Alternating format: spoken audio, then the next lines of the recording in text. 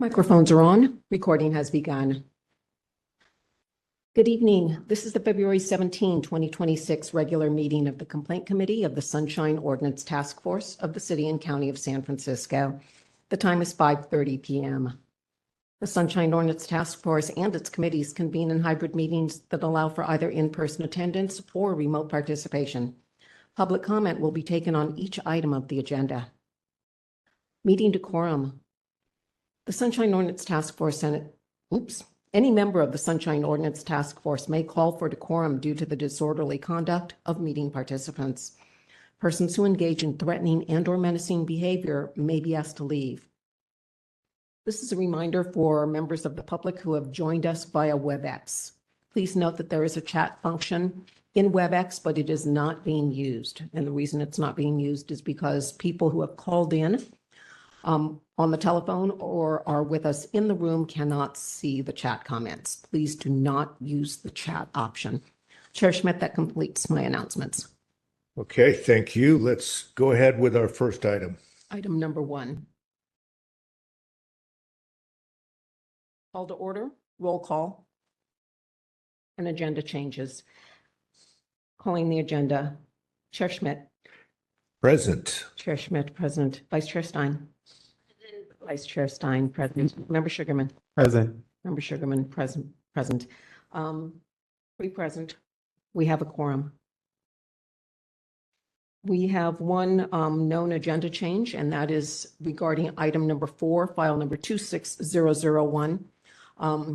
Complaint filed originally by Anonymous against San Francisco Police Department.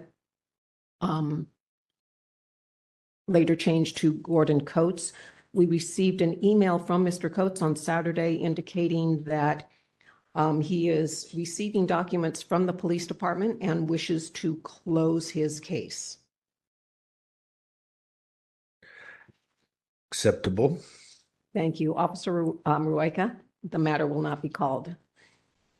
Pat, you may want to also mention item number 8.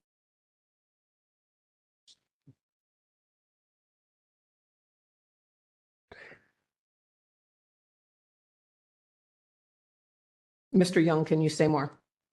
Yes, we have received word from President Mandelman's office that they will not be in attendance because they believe there is a underlying litigation involved. I believe they provided a memo to that effect. Thank you, Mr. Young. One moment, please, while I check my email.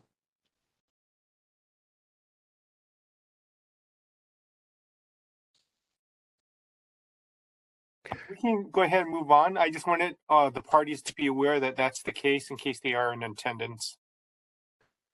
So Victor, are they taking a position that it is? I haven't read the memo myself yet. I Okay. just know that they're not going to be in attendance today, and there should be some kind of memo that I can get into. I'll look for it and we can discuss it when we get to that matter. Okay, that's good. Thank you. And Mr. Young, please see the email of 4:40 p.m. Thank you. I'll take a look. Thank you.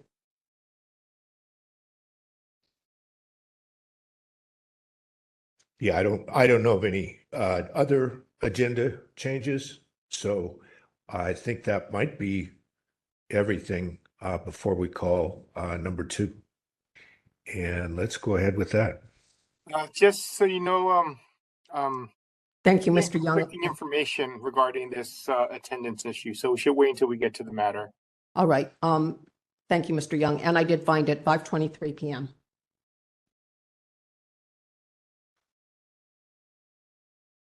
I'm sorry, item 2? Yeah. Public comment? Needed? I don't think we need public comment on one. All right. Moving to item number 2, approval of the January 2026 Sunshine Ordinance Task Force Complaint Committee regular meeting minutes. Okay, members, any changes? I didn't see anything. Nothing. Okay. I move to approve. Second.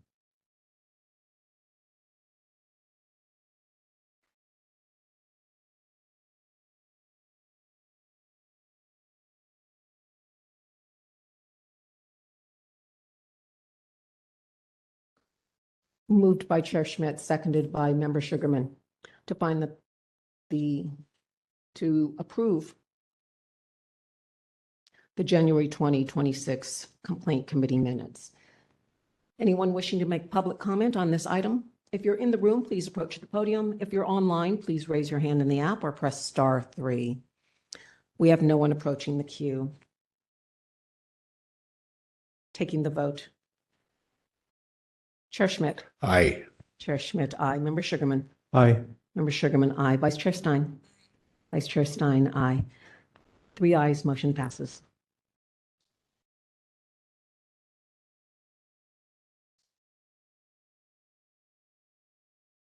Item number 3, public comment. Members of the public may address the committee on matters that are within the committee's jurisdiction, but not on today's agenda.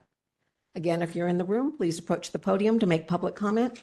If you're online, please raise your hand in the app or press *3. We have no one in the queue. Item number 4 is file number 26001. I don't know if we need to call it. I think we've already accepted their withdrawal. Thank you. Item number 5, file number 26099, complaint filed by Jessica Larson against San Francisco Police Department for allegedly violating Administrative Code Sunshine Ordinance, Section 67.21, by failing to respond to a public records request in a timely and/or complete manner. Okay, so that's 26009. Who do we have here on that matter? For the police department, we have Lieutenant Hepler. Okay. And on behalf of the complainant petitioner. Ms. Larson, or your representative, if you are online, please raise your hand in the app or press *3 so that we can identify you.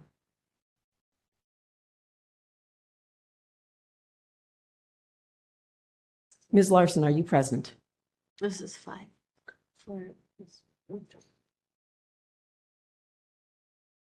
We have no response from petitioner. Lieutenant Hepler is a panelist. Okay. Let's, since we're just at 5:35, let's pass that matter and we'll try again a bit later.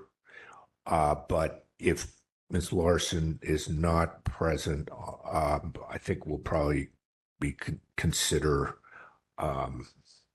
closing the file. Okay, so let's hold that in abeyance and let's move to number 6.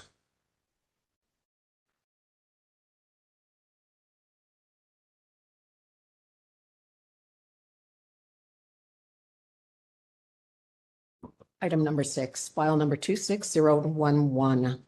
Complaint filed by HV Safe against San Francisco Municipal Transportation Agency for allegedly violating Administrative Code Sunshine Ordinance, Section 67.21, by failing to respond to a public records request in a timely and/or complete manner, and Section 67.25, by failing to respond to an immediate disclosure request in a timely and/or complete manner.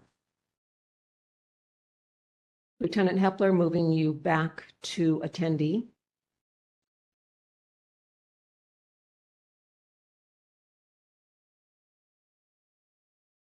HV Safe, moving you to panelist. Is there anyone present here, please, from the San Francisco Municipal Transportation Agency? Please raise your hand in the app or press *3. Mr. Wilson, moving you to panelist. Mr. Wilson, are you here for item 6? File number 26011. Mr. Wilson, I am unmuting you. Mr. Wilson, are you here for item number 6? I am, thank you. Excellent. Parties are present. Okay. So this is the first of our complaint matters today, and the process will be as it has. We will start with the parties will give us up to 3 minutes to describe the case, describe what's going on, keeping in mind that the members of the committee have already had the file to review. So the documents are known. After 3 minutes, starting petitioner 3 minutes, respondent 3 minutes, then will be a question and answer period where the members may or may not have questions for the parties. And after that, we will be making determinations. We'll be deciding what to do with your matter. Often that means that we will send it to be heard before the full task force. We will be looking particularly at issues of task force jurisdiction and whether the case involves public documents, public meetings. We may make recommendations for a decision before the full task force. However, nothing actually gets decided here today. That's something that is held until putting it before the full task force. There are going to be some cases where we will place a matter on the consent calendar because we have a strong recommendation as to how we think it should be resolved. Okay, so with that in mind, from our administrator, who will give time to each party, when she's ready, we can start by hearing from the petitioner first. Petitioner HV Safe, are you ready for your 3 minutes?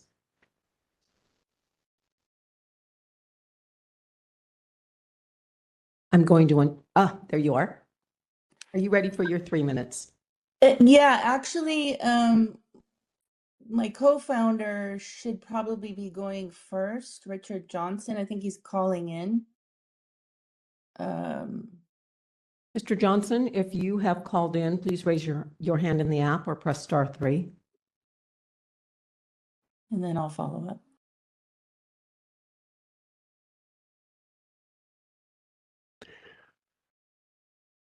Hello, caller. Is this Mr. Johnson? Yes, my name is Richard Johnson. I'm, as Mish said earlier, I'm one of the co-founders of HE Safe. Basically, just a moment, please. Just a moment, please. I'm going to promote you to panelist and then wait for me to tell you when your 3 minutes begins.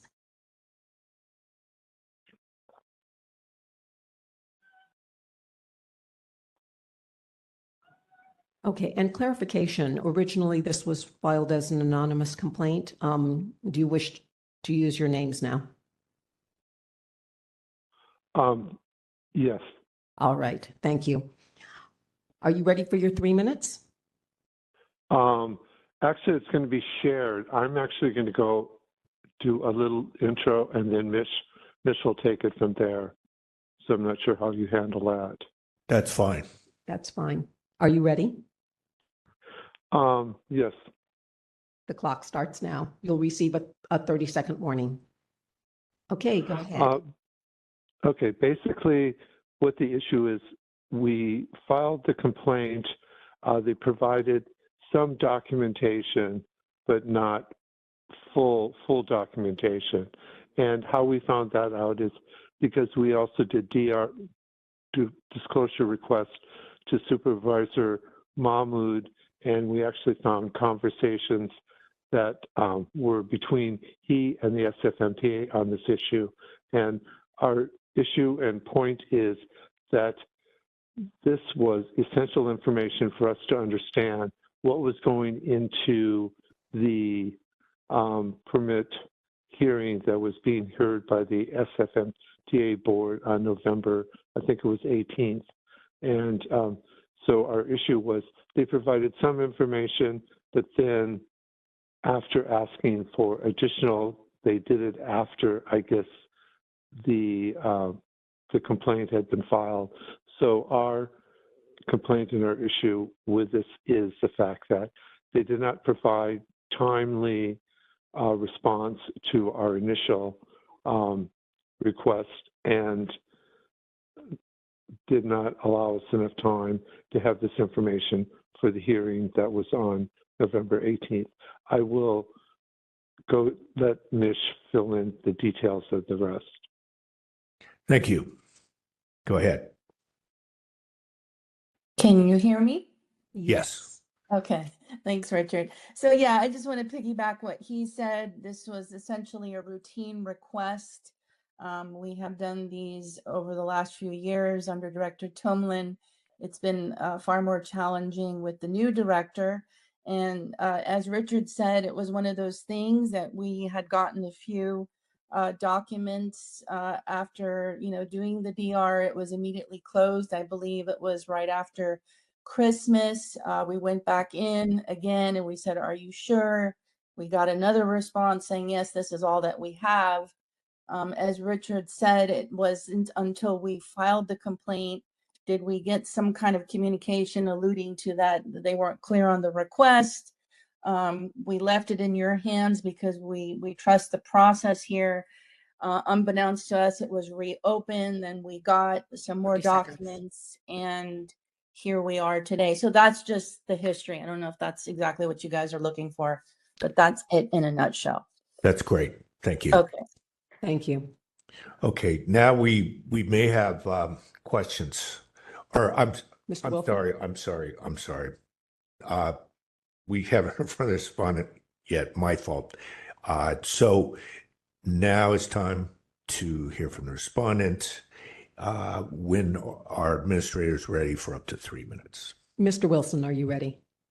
I am, thank you. Your time begins now. Great, thank you, members of the task force. My name is Hank Wilson. I'm the parking policy manager at the SFMTA.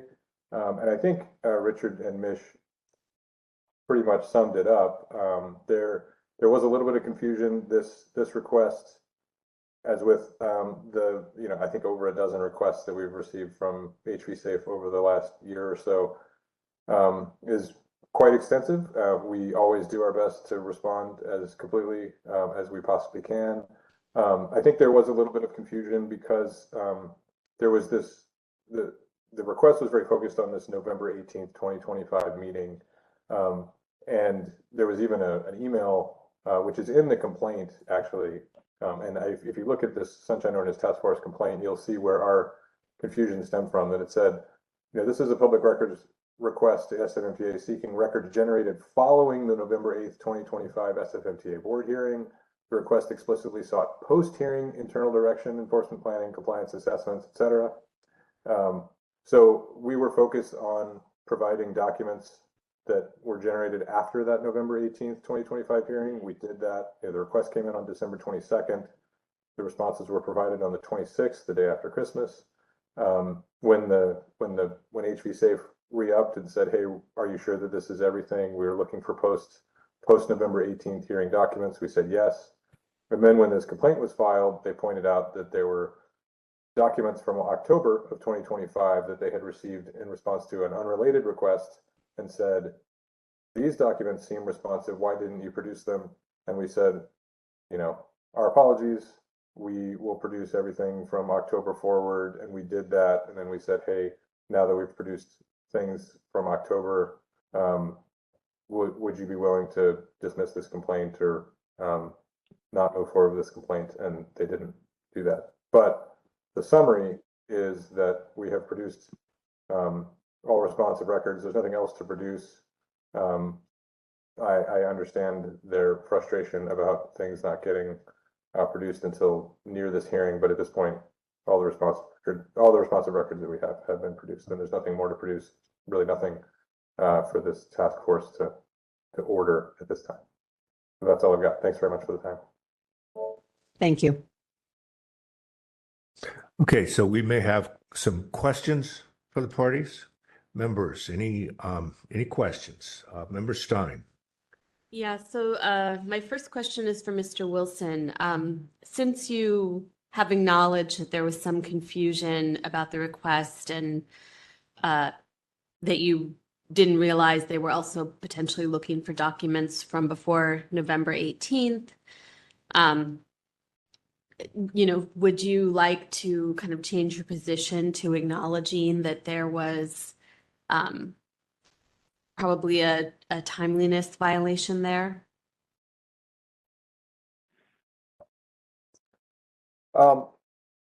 I think that would be reasonable upon reading the full extent of the request.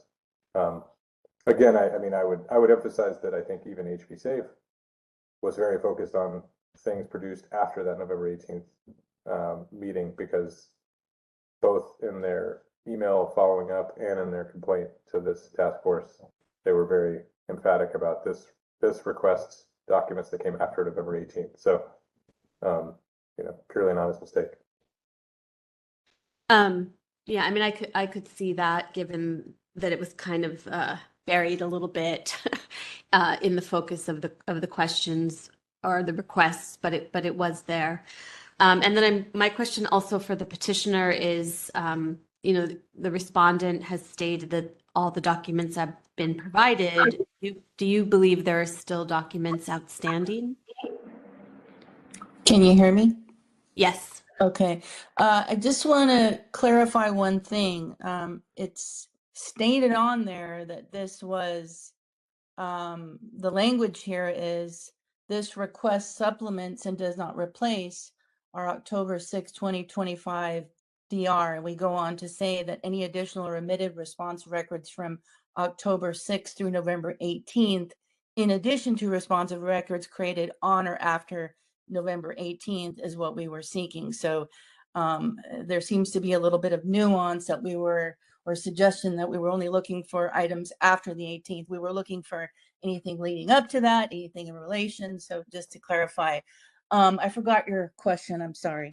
Yeah, I'll just say I do think that is also clear in the letter. I just think the initial request is long, and I do understand how they could, not focus on the full extent of the request. But yeah, you are clear in your letter as well about what it is that you're looking for. My question was, do you think there are any documents outstanding? Or do you still think that another search needs to be done?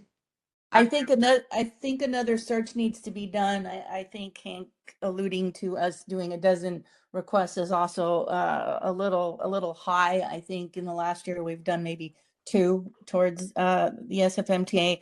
That being said, we haven't completely gone through everything. So if there's some reasonable time to look through it one more time before we close this out, that would be our ask, just because it was, sent over to us in a hastily manner, and we are still looking through it presently. Okay, thank you.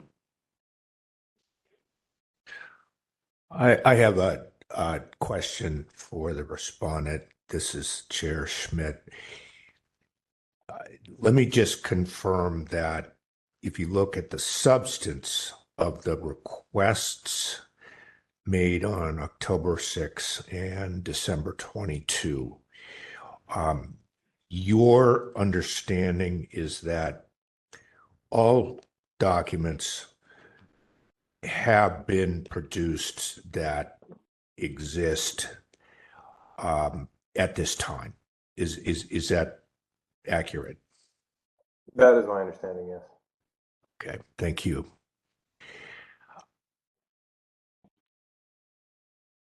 I think that's all I have. No more questions. Okay, so. Well, can I just? Oh, yeah, we have another just question. one clarification from the respondent. So when it was brought to your attention that They were interested in documents before November 18th as well. Pertaining to some aspects of the Hayes Street shared space. Did you go and do a full search, and can you describe the search process for the documents from that time period? I didn't personally do the search because I don't have any responsive documents, but the folks who would did, and I believe that they did the same search that that was described in the response, the Sunshine Ordinance Task Force response that we submitted in advance of this hearing. So I don't remember all the details, but essentially, searched work computers, searched all emails, Teams messages, notes, searched, personal phones to the extent that that's going to have any responsive records. So same search that was done, just a wider time frame. Okay, thank you. That's it from me. All right. So we, as a committee, will talk about how we want to handle this, and that's what we're going to do now. So we still may have a question or two, but we may be finished with questions. Members, any thoughts on this? I agreed with what Vice Chair Stein said about a timeliness violation, and that's kind of what I took from it. I think I'm there too. There is some ambiguity in the requests and the answers, etc.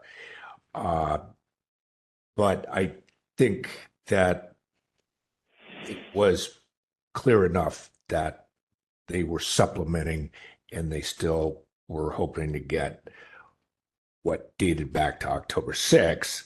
And it seems like those are documents that it took this complaint to obtain, which came in February. A time violation, I'm not sure about. The only thing that I can see otherwise that we could potentially do is order further production.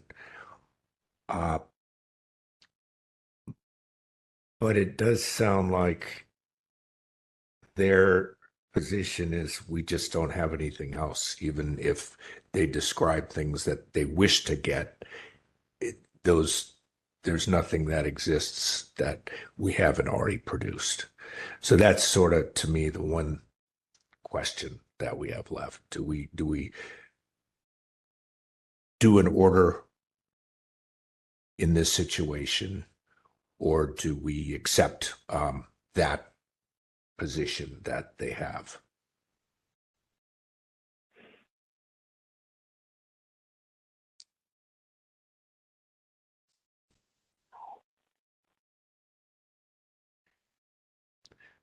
And it does feel like at least a timing violation. Maybe we could put that on a consent handling at task force. I would agree with that.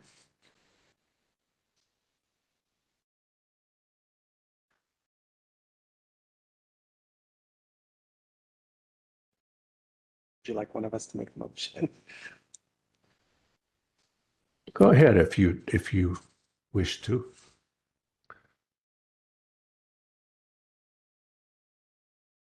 Okay.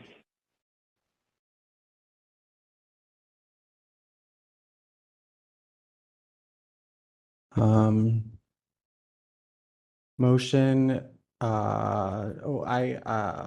Motion to find that we do have jurisdiction, and to find that the SFMTA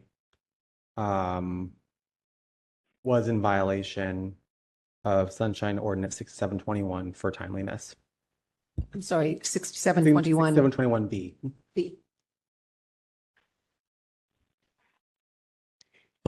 Should we put that on the consent calendar for Yes. the full Motion for passport? that to put on the consent calendar. Okay. Is there a statement regarding section 67.25?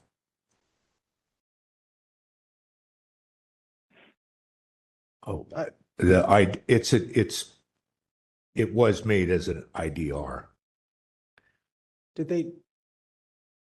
Okay, but did we determine that? It seemed as though they were from both what they said and from what I read that they did respond to the IDR. It just wasn't responded to in a complete fashion. Isn't that? I'm now. I think so. I don't see how we could I want to find make a sure that I didn't miss that part. 25 violation. Yeah, so it's just for 6721B. So we've been providing a little bit more information. True. Is there a statement that the committee finds no violation? Okay, so to provide more information, the committee finds that SFMTA did respond to the IDR,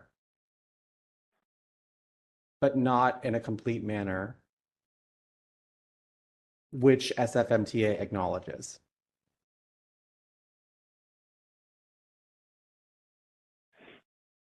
Therefore, the complaint committee finds no violation to the other allegation for 6725.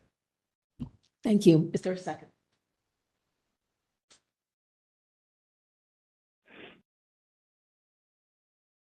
I'll second it. Seconded by Vice Chair Stein. And just to clarify, as you're putting it into the written form, we would be sending this on to the consent calendar before the full task force. And in that situation, as the rules discuss, the parties will not be required to appear. If for some reason it's not accepted on the consent calendar, you would be notified that we may request you to appear later on. But that's how our consent calendar works here. So I'm just clarifying that for the parties here. So if we've got it in written form, then maybe we're ready to vote. What do you got? I have moved by Member Sugarman, seconded by Vice Chair Stein, to find that the task force has jurisdiction, that the requested records are public, and forwards the matter to the task force consent agenda with a recommendation of a finding that the SFMTA violated Administrative Code, Sunshine Ordinance, Section 67.21 sub B, period. The committee finds that the SFMTA did respond to the immediate disclosure request, but not in a complete manner, and therefore finds no violation of Administrative Code, Sunshine Ordinance, Section 67.25.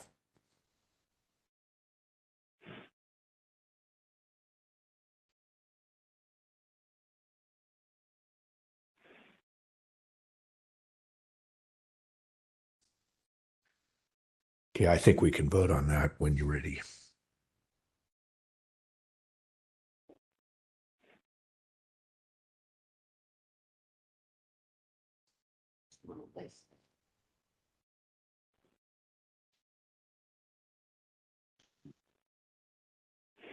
Anyone wishing to make public comment on item number 6, file number 26011. If you're in the room, please approach the podium. If you're online, please raise your hand in the app or press *3. We have no one in the queue. Taking the vote. Member Sugarman. Aye.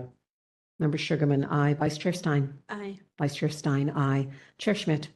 Hi. Chair Schmidt, aye. 3 ayes. Motion passes. All right, let's go back to Ms. Larson, see if for some reason Ms. Larson is present, and let's go ahead and deal with 26009, which is line 5, which we already called it. Okay. Ms. Larson. Ms. Jessica Larson, if you are present, In the online community, please raise your hand in the app or press *3 so that we know you're here. Ms. Larson, are you present?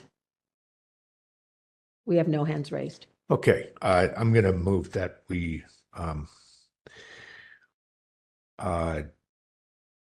dismiss the matter, or I'm sorry, close the matter. That or yeah, we can close it, or do we recommend it be closed? I think we close it. I think we close it under complaint procedure 7B, right? Yeah, complaint procedure 7B is good.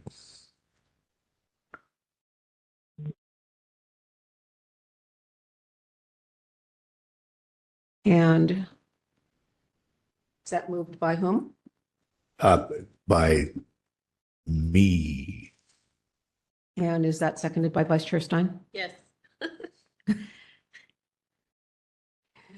Taking the vote to close item number 5, file number 26009, pursuant to Sunshine Ordinance Task Force Complaint Procedures, Section C7B. Chair Schmidt. Oh, did I take public comment? I didn't take. Not public yet. comment.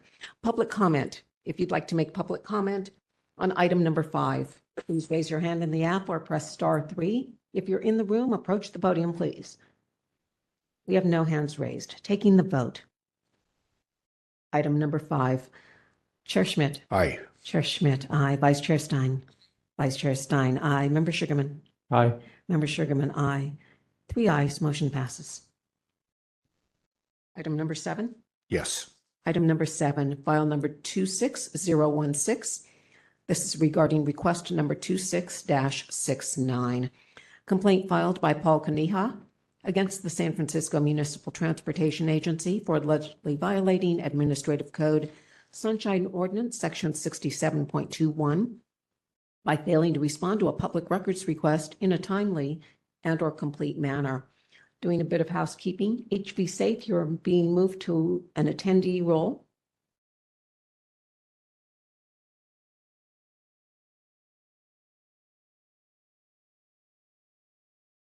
Mr. Wilson, did I lose you? Is there someone here from SFMTA for item number 7, file number 26016?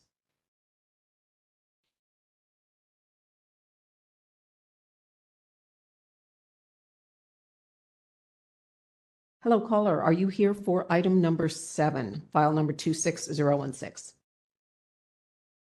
Yes, this is Caroline Celaya, Manager of Public Records Request for the SFMTA. Thank you. One moment, please. Promoting you to panelist. Mr. Kaniha, are you present? Please raise your hand in the app or press *3.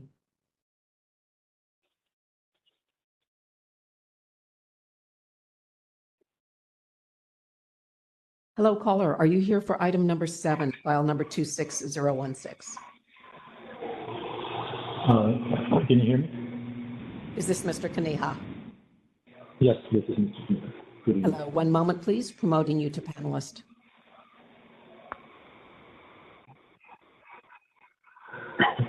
Parties are present for item 7.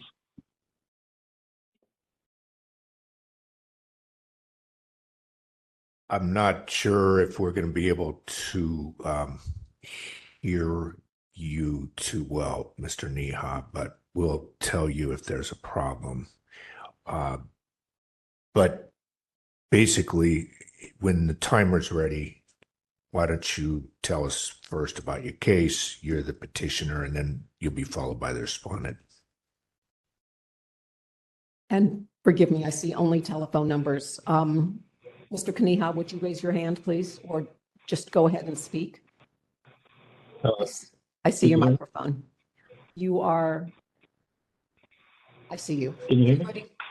Are you ready for your 3 minutes? Yes, I am. Your time begins now. Thank you very much. This request is related to an attempt by the SFMTA to completely remove color curve public hearings, and they justified among other justifications that they bring up, they're saying that they lost 3 FTE employees from the program, and that kind of attrition rate seems pretty high and a little bit suspicious. So I submitted a sunshine request for the disclosure of the performance appraisals of the people who left the program, and I did not receive those.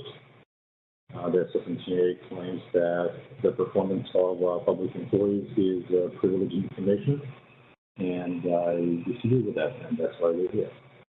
That concludes my presentation, and I will do the rest of the time. Okay, thank you. Next, we'll hear from the respondent. Hi, can you hear me? We can hear you. Are you ready for your 3 minutes? Yes. Your time begins now. Hi, thank you. We received the request on January 5th, and the request did indeed seek performance appraisals for employees, and we asked our HR, and they came back and told us that performance appraisals are part of employees' personnel records, and those are confidential and they cannot be disclosed. So that is the response that we provided the requester within the 10-day timeframe allotted. And yeah, that's it. Nothing more to add. Thank you. Thank you. Thank you. Okay, did the members have any questions for the parties? I do not.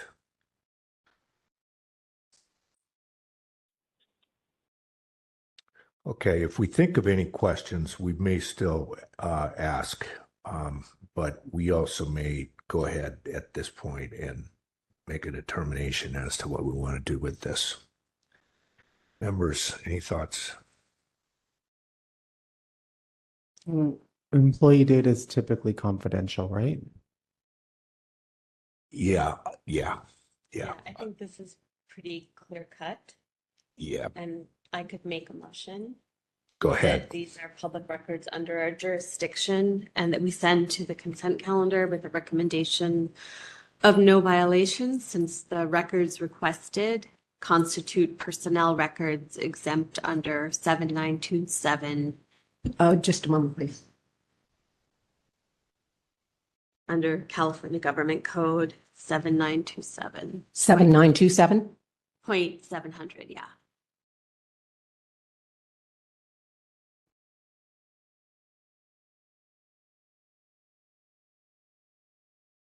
Is there a second? Second. Seconded by Member Sugarman. Public comment? Yeah. Anyone wishing to make public comment on item number 7? If you're in the room, please approach the podium. If you're online, raise your hand in the app or press *3. We have no one in the queue. Taking the vote.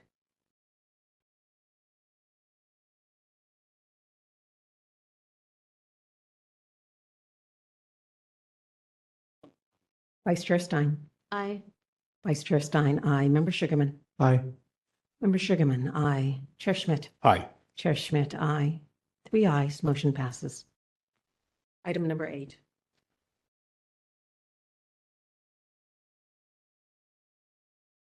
File number 26014.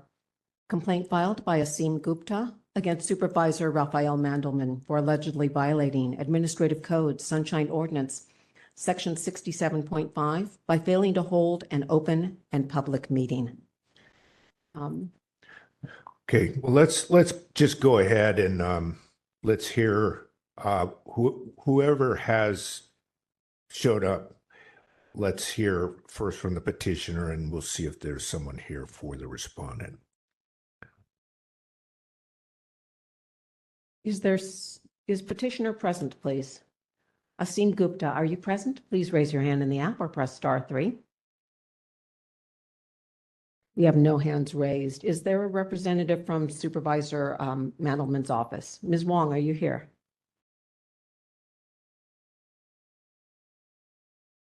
Nobody? One moment, please. Oh, Mr. Young, do you have an update? I did read the letters transmitted a little bit after 5 o'clock today. If you'd like me to read it, let me know. Are you looking at the President letterhead received at 5:23 p.m.? Yes. And you were going to read that into the record? If the committee would like me to, I'd be happy to. yes, please. Yes, we received this email with a memo attached at approximately 5:20 today. The Office of Supervisor Rafael Manaman is denying the allegation filed by Asim Gupta for allegedly violating Administrative Code 67.5 by failing to hold an open and public meeting. To contextualize this complaint, Mr. Gupta reached out to us about attending our in-person office hours, which requires sign up and invitation from our office. When Mr. Gupta requested an office hours time slot, our office informed him of the following. We understand that you have filed a claim against TJPA and retain legal counsel to represent you in this matter. Accordingly, we have been advised by counsel to decline a meeting related to this matter. Your legal counsel may communicate with TJPA through its legal counsel. Following this, we did not respond to Mr. Gupta's further request for an office hours slot based on the information we received. Mr. Gupta now has filed a complaint alleging that we have violated the Brown Act and Sunshine Ordinance. Our office is denying this allegation based on the fact that our office hours do not constitute a public meeting and do not involve a legislative body, and thus the denial of Mr. Gupta is not a violation of either the Brown Act nor the Sunshine Ordinance. I will stop at that. I believe that is the gist of the letter. All right. Thank you for reading that into the record. It seems like the petitioner is not present. So I'm going to make a motion that we close the matter. And I'll just note, I welcome other members to say something to this in this regard, but it definitely looked to me like it's a case where there was I don't see the theory about this being a public meeting, and I think in this context, the supervisor, because there is a litigation, may speak with Mr. Gupta, but has the right to direct that all communications be done through counsel. So, but I think we're going to close it anyway at this point if I get a second on my motion. I would second that motion. This is Member Stein. I also felt this, might not really even be I don't think this is under our jurisdiction because I don't think this is a public meeting as public meetings are defined. Maybe there's a First Amendment issue there somewhere, but that's, again, not under our jurisdiction. So, yeah, I would agree that we should close it. And if for some reason it came back, I just don't think it's under our jurisdiction. So I don't know if there's a way to indicate that in the closure of it as well. Yeah, I think that if it comes back, it comes back. Okay. But since the party's not here, the simple Okay. answer is close.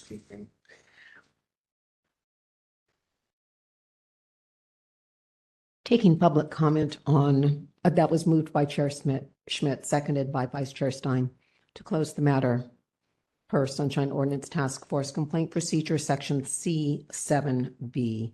Taking public comment on item 8. If you're in the audience, please approach the podium. If you're online, please raise your hand in the app or press *3.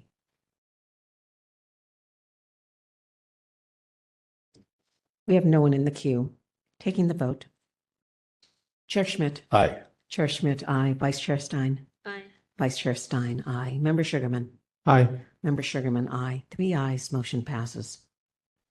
Item number 9, file number 26015. Complaint filed by Jason Gibbs against the San Francisco Library Commission for allegedly violating Administrative Code Sunshine Ordinance Section 67.15 by failing to allow public comment for up to 3 minutes. We have Mr. Gibbs at the podium. We have a representative from the library. One moment, please. Promoting them to panelist.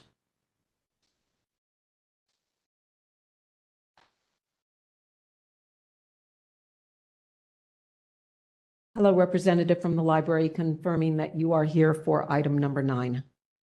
Hi, this is Margot Schaub. I'm the Commission Affairs Analyst. Hello, Ms. Schaub. Parties are present.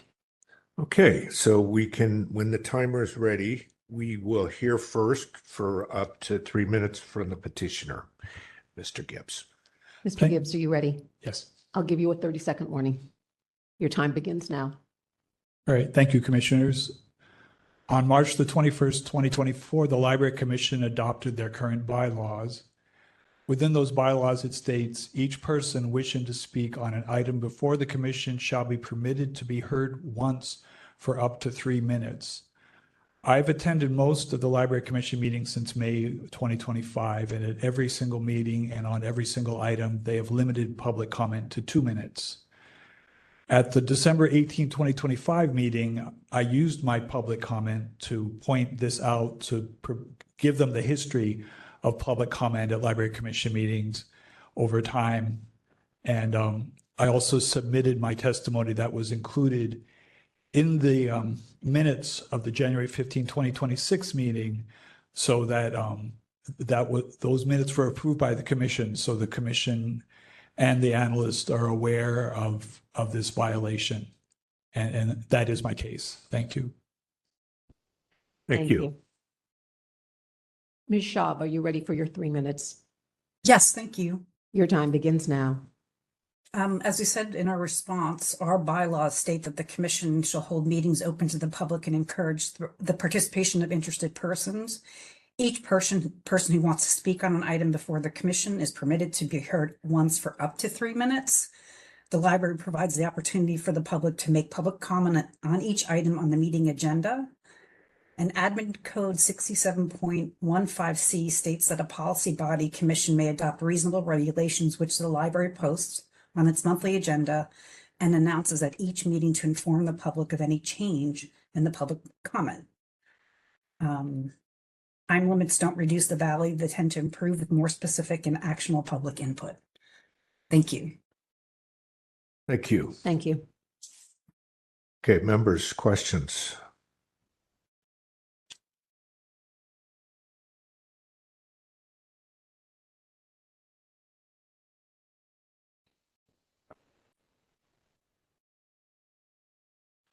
This is Member Sugarman for the respondent, the Public Library Commission. In your response, it says 2 minutes 2 minutes of public comment preserves access and provides the public with a meaningful opportunity to be heard while reducing the likelihood that a small number of speakers dominate public comment at commission meetings. We experienced some of that in the Sunshine Force, and we've heard quite a bit about public comment issues in front of other organizations. And I'm curious to know if this is why your public comment rule has changed, or if you could explain further what your thinking is behind Sure. 2 minutes. So I read it as it's up to 3 minutes, and that's kind of how we've interpreted it at the library. And I did, when I read that and kind of considered it and spoke with leadership in the library, I also did a check with other commissions, and a lot of other commissions do 2 minutes. I don't know what their bylaws say, but they do 2 minutes. So we felt like that was appropriate. And when I looked back at public comment over the years, not many people went over 2 minutes, except for we have a permanent person who comments on every agenda item, and they will use the 3 minutes if it is 3 minutes. But so that's the rationale.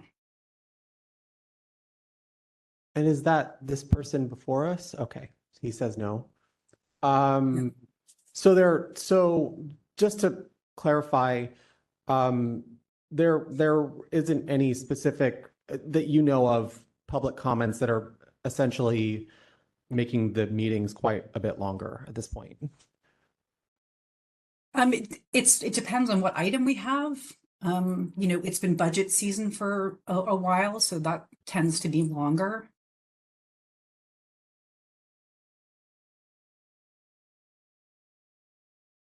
Okay, I think that concludes my questions. Okay, so question, this is Chair Schmidt to the respondent. It sounds like if we look at 67.15C, the provision that says shall be permitted to be heard once for up to 3 minutes. It sounds like the 2-minute provision is based on a reading of that, which says that the Library Commission can set a limit which is in that up to 3 minutes range. Is that fair to say that that's the reasoning that you have on this?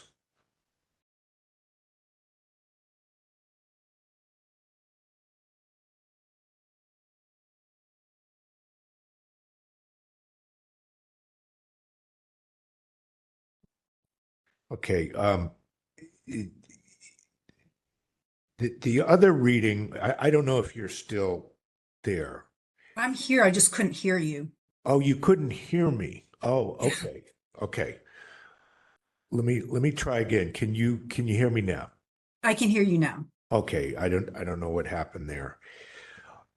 So I have two different readings on 67.15C on the up to 3 minutes provision of that. One is that the commission can set a uniform guideline in the range of 0 to 3 minutes, somewhere with, not that they necessarily can set it at like 5 seconds or something, but that they can set a limit that may be under 3 minutes. The other reading I see is that it's for the speaker to decide how much of the 3 minutes they want to consume. So am I hearing you correctly in saying that the commission's position, your position on this would be that the commission has the right to set a uniform level at 2 minutes based on the wording of this that says up to 3 minutes?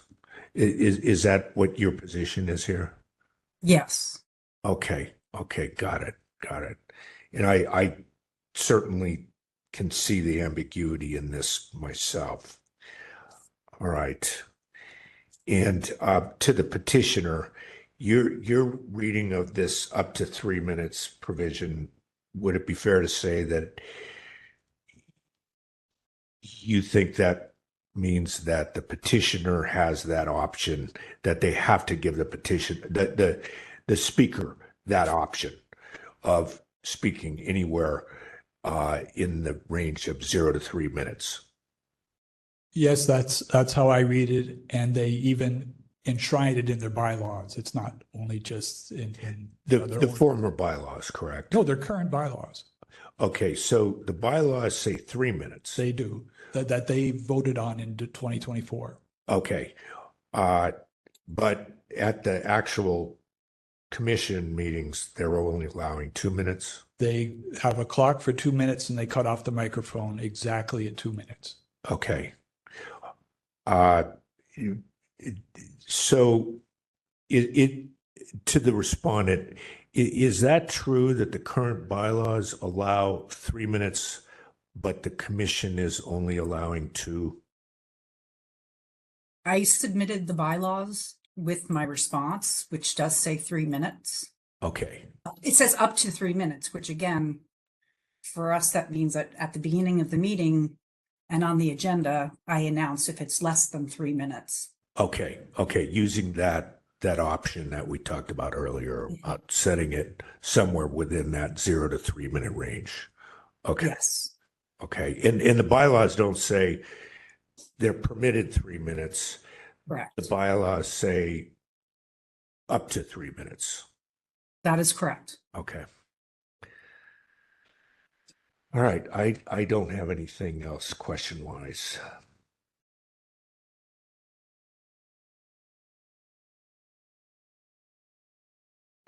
I think if we have no questions, I feel like this really is I don't know if this is the best written part of the Sunshine Ordinance. And I think there's at least 2 different readings of that. And maybe that means we just give it to the task force to have a vote on what we think this should mean, the up to 3 minutes provision. I feel like this has also come up. I can't cite the parts of the ordinance, but it comes up in other parts of the ordinance, and we've discussed it. And in particular, the question that I remember, and I can't remember even the case, but it's a question of whether it's public comment based on an advisory or policymaking body. And they've said they're a policymaking body, which for me seems like they should be bound fairly specifically. I mean, I'm not recommending a violation, but it feels like it would head that direction to me. And yes, I agree with you that, like, given, I mean, depending on how much we want to discuss it here, it seems like something that the full task force would want to weigh in on. Chair Schmidt. Yeah. So I don't have a code section to reference you to, but I was reviewing the Good Government Guide published by the city attorney. And it does state, in addition to what you've already read, the policy body may reasonably limit public comment on an item to less than 3 minutes per speaker based on such factors as the nature of the item, the number of anticipated speakers for the item, and the anticipated duration of other agenda items. Where many people are offered public comment on the same agenda item, the presiding officer may encourage but not require speakers to avoid repeating the comments of others or briefly state their agreement. This is on page 158 of the Good Government Guide on the city attorney's website. And I'm just going to point out that that's why I asked those questions. I don't feel like they provided a reasonable, like, explanation for limiting these comments. Like, there are definitely instances where you have public commenters that are lined up to make public comments, and I didn't get that impression. Okay. Thank you, Victor, and thank you, Member Sugarman.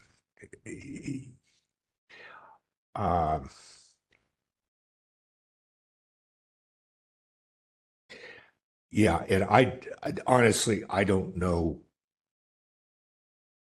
if I cannot vote on this right now. I'd prefer to not vote on it because I don't really have an opinion at this point. I think that if the reading is that the limit can be set to less than 2, I do appreciate that provision of the Good Government Guide, which says, well, you know, there may be reasons why it's not 3 for every person, like repetition, et cetera, or quantity.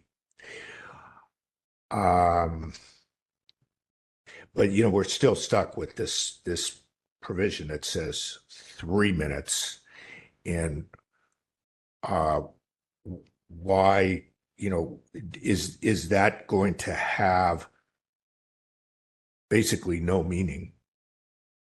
I mean, the provision in the 67 bylaws, or well, the provision 15, it says up to 3 minutes. Yeah, up to 3 minutes in 6715 and up to 3 minutes in, for example, the Library Commission bylaws. If we allow, you know, and say that 2 minutes is within 3 minutes up to, it sort of eliminates the meaning of 3 minutes in both places. Is the purpose of this to say, oh, well, you can't ever go over 3 minutes? I don't think so. I mean, there's some reason why they wrote this 3-minute provision in here. And I don't think it was because they were trying to cap any public comment at 3 minutes. And so that's what concerns me on this one. But again, this may be a full task force provision. And one of the reasons I bring that up is because all these laws that we interpret here are, we need to interpret them in favor of the public and the public's access to the government. That's why I'm hesitant on what exactly the answer might be on this. Well, yeah, and we should clarify that we don't really decide anything here. We just recommend something goes to the consent calendar, or we recommend that it goes to the full task force. And we generally only recommend that something goes to the consent calendar when it's a really clear cut violation or lack of violation. But this is one of those questions where it's, we've got tricky wording in the ordinance. It may not be that it's something that ends up fully that we can have an answer to, but I think it does have to go to the full task force. Member Sugarman. I was just going to say, I don't think it's our place really. I mean, it's interesting that it's in the bylaws, but I feel like it should be stated within the Sunshine Ordinance or within the Good Governance Guide, what these bodies are required to provide in terms of public comment and what their limitations are. It makes perfect sense to me that people should be in instances, if we were having public comment the way that we do on every item and there were lines of people to have them, we could be having meetings for hours and hours and hours on end. And I think that there's certainly policy situations where you should be able to limit that personally. But also the fact that it was in the bylaws, I mean, I feel like there should be a superseding law that governs a commission, how they're supposed to be providing public comment to things. And this question has come up. And I remember in particular, not only the passive versus regulatory bodies, but also I remember vaguely a petitioner who wanted to have public comment for like 26 minutes. Like they wanted to take the 3 minutes and stack them on top of each other so they could have all of them like at the same time.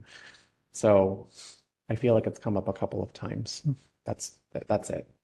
My comments. And I agree that it should be forwarded to the full task force, I guess, without recommendation, right? I just want to add that I do see in the Good Government Guide an attempt to, create some kind of guidelines about when public comment might be less than 3 minutes. But it's general, and I don't know that it's something that we can evaluate or not, right? Like these issues of whether there's more speakers than they anticipated, or the nature of the item, or, whatever that might be. Yes, and I don't know if we can necessarily Evaluate that. call them on violating their own bylaw. And I'm not saying they are. That's not necessarily within our jurisdiction. Yeah. Okay, I'll move that we forward this matter for consideration by the full task force with no recommendation.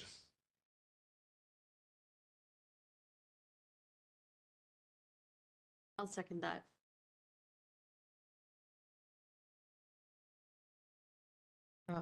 That was moved by Chair Schmidt, seconded by Vice Chair.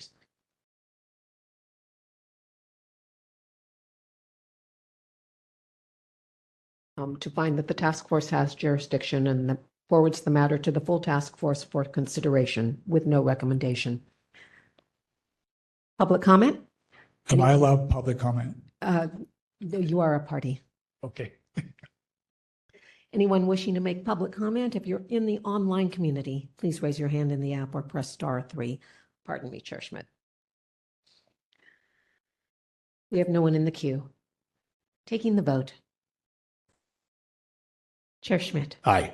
Chair Schmidt, aye. Vice Chair Stein. Aye. Vice Chair Stein, aye. Member Sugarman. Aye. Member Sugarman, aye. 3 ayes, motion passes. Yeah, to Mr. Gibbs, we're just gonna have the full task force look at this. No, That's basically what we're doing here. And we're not giving them one opinion or another.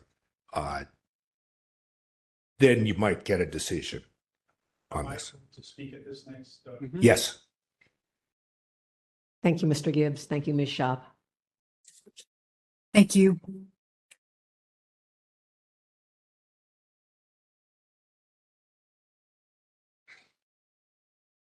Item number 10.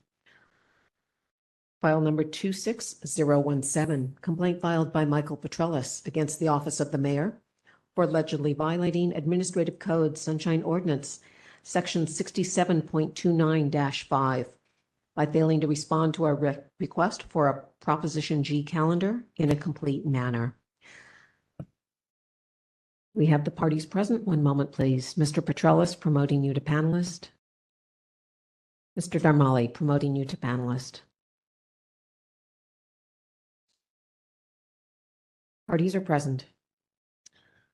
Okay, when the timer's ready, let's hear first from the petitioner. Mr. Petrellis, are you ready for your 3 minutes?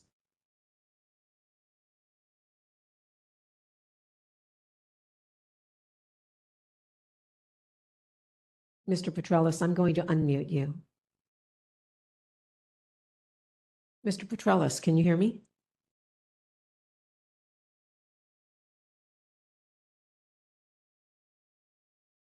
Mr. Petrellis, I'll give you a moment.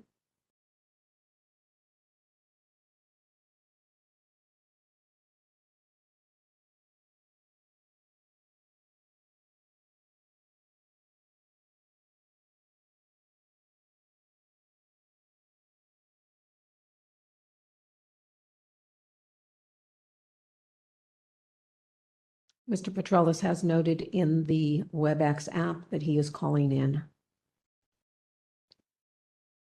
I'll give you a moment.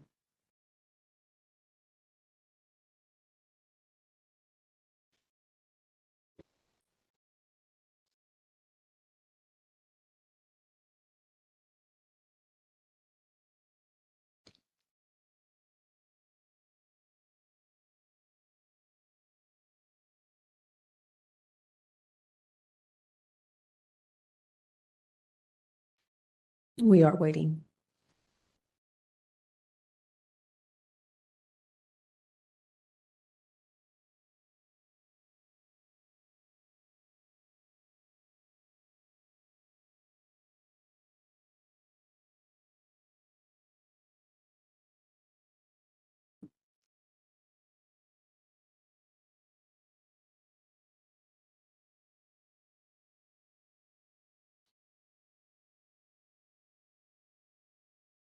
I see a fourth attendee waiting for the phone to come up.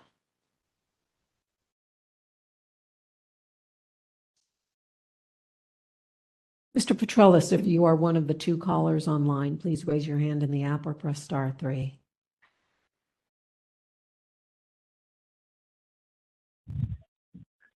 Hello, is this Mr. Petrellis? Hi, this is Michael. I hope you can hear me. We can hear you. One moment, please. Promoting you to panelist. Thank you. Parties are present. Mr. Petrellis, are you ready for your 3 minutes?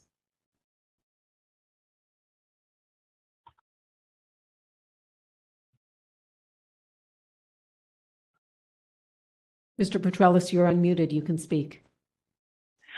Hi. Hi. Are you ready for your 3 minutes? Yes, I am. Your time begins now. Hi, this is Michael Petrellis. I made a request to the mayor's office for his calendar. And on this day in particular, he had a half-hour meeting about the Castro Theater. And what was listed in terms of attendees was unsatisfactory. The mayor was there. president of the board, Mandelman was there, and then it said Castro Theater stakeholders. My complaint is only against the mayor for not providing clarity if there were 10 or more people in the meeting. And the mayor's office has been muddying this issue by contacting Mandelman's office without asking me about contacting his office. After the mayor's meeting, there was a meeting about the same topic, the Castro Theater, with the supervisor. The supervisor provided me with a list of names at the urging of the mayor's office.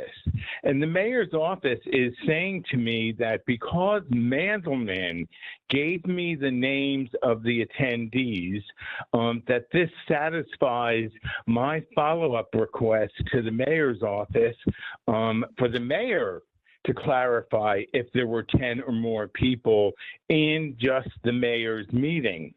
It turns out that Mandelman's meeting had more than 10 people, and then his aide said as a one-time courtesy, they would release the list of names that were more than 10 names on it. So the complaint is that the mayor's office did not fully disclose the number of people who were at the meeting, and that they have tried to shunt off the matter to Mandelman's office, which is passing the responsibility from the mayor to the supervisor, and that's wrong. Also, I believe that if there were 10 or more people at the mayor's meeting, given all the interest, given all the interest in the Castro Theater, he should bend the rules a little bit and give me all names of the people who were there if it was more than 10. Thank you. Thank you. Thank you. Mr. Darmali, are you ready for your 3 minutes? Yes, I am. Your time begins now. Good evening. I am Dexter Darmali, Legislative and Ethics Secretary to Mayor Lurie. As always, I want to start by thanking the members of the task force and the committee staff for your work and what you do for this committee and our city. There are 2 sunshine requests involved in this complaint, and both have been resolved and are now considered closed. The first is the January 14th request asking for the Prop G for December 24th to January 14th. That was closed on January 20th. And then the second request came in on January 21st and requested a list of attendees, and that was closed on February 4th. This complaint claims that the mayor's office improperly listed the January 12th Castro Theater attendees list, but this claim is incorrect. The January 12th meeting with Board President Mandelman and the Castro Theater stakeholders had 11 attendees in addition to Mayor Lurie, which made 12 people total in this meeting. The Prop G rules do not require meetings with over 10 attendees to have an attendee list. Board President Mandelman's office released an incorrect Prop G calendar to Mr. Petrellis for the January 12th Castro Theater meeting, which included an attendees list of 5 people total. This list was incorrect and claimed that that under 10 people attended the meeting. This confusion is why we are here today. The supervisor's office quickly corrected the calendar when they realized the error. Board President Mandelman's office shared a list of the 12 attendees with Mr. Petrellis, and the mayor's office confirmed to Mr. Petrellis that the attendees list shared was accurate. This closed the second request that is part of tonight's complaint. For all the reasons aforementioned, the task force should dismiss Mr. Petrellis' complaint because the office of the mayor has already satisfied the request in a timely and complete manner. The Prop G calendar is accurate and no information has been omitted. Thank you to the task force members for their time and consideration of this matter. Thank you. All right, thank you.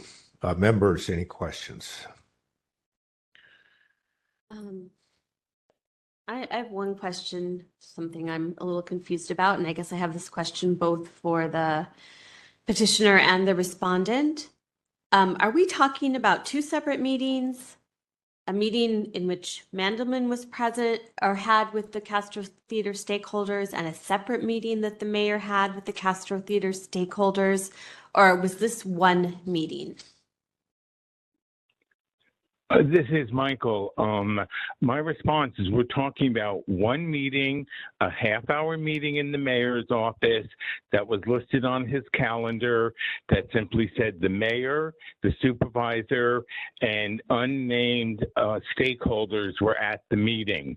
There is only one meeting, the half-hour meeting in the mayor's office that is the subject of my complaint. Okay, thank you.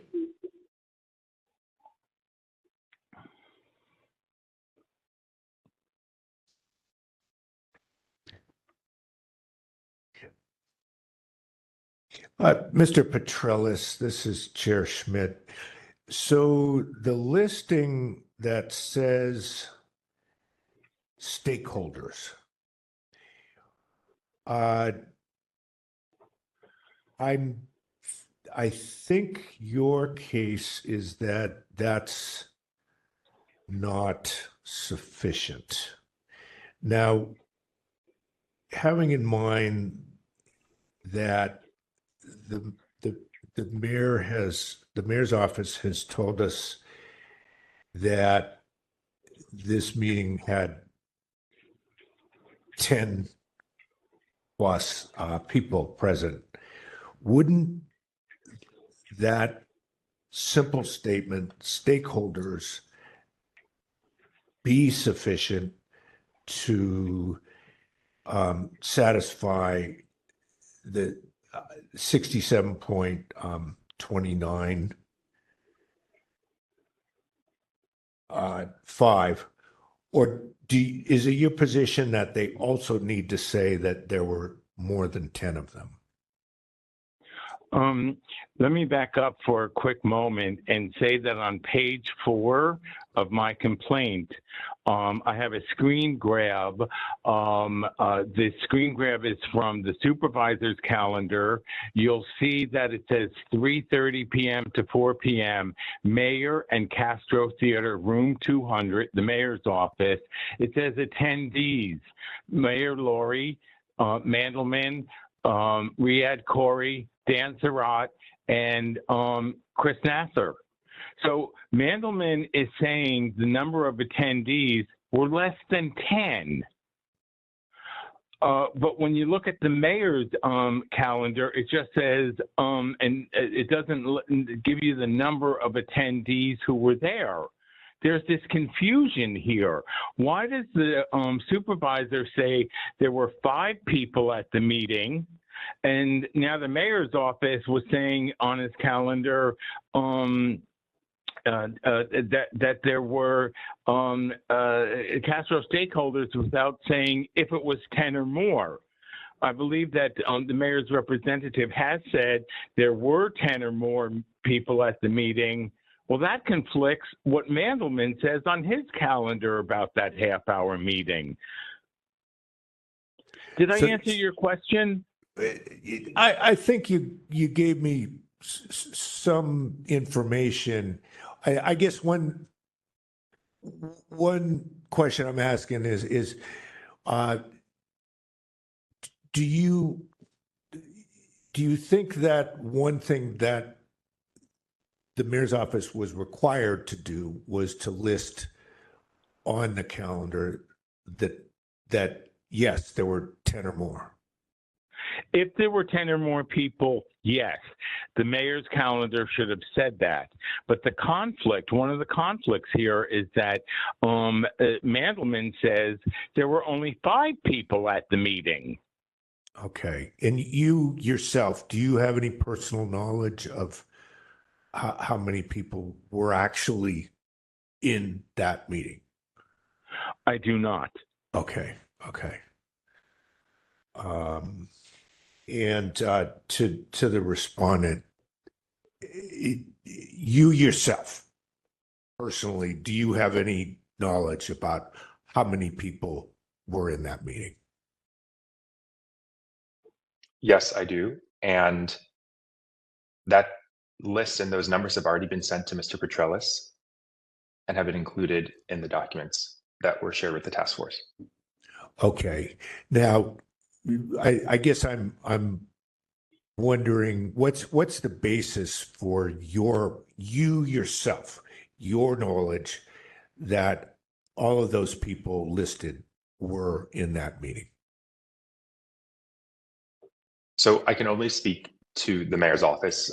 I know part of this has to do with the board president's office, and I can't speak to how they came to their conclusions on what they did with their Prop G. But I think what would be helpful here is this meeting was originally meant to be less people, under 10, probably like closer to 5, the people listed on the board president's Prop G. But then people brought additional people to the meeting, which made it over 10. So if that is helpful context here. So in a way, not that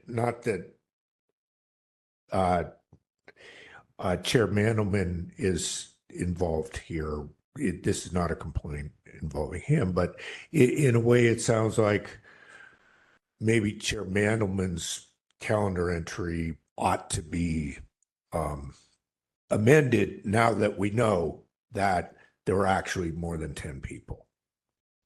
Would you agree? What I can tell you is that the supervisor's office had made that correction on January 30th to Mr. Petrellis, so that has already occurred. Okay. They made their correction. Got it. And they also provided a list of attendees. All right. The mayor's office, we ourselves told Mr. Petrellis, yes, that list you were sent is correct and accurate. Okay. Sorry, this is Member Sugarman. So the list of attendees have, like, the full list has been provided at this point. On January 30th, Mr. Petrellis received that list. Okay. Yeah, I have no further questions. There's no reason not to have further questions, but we can also talk about what we want to do with this.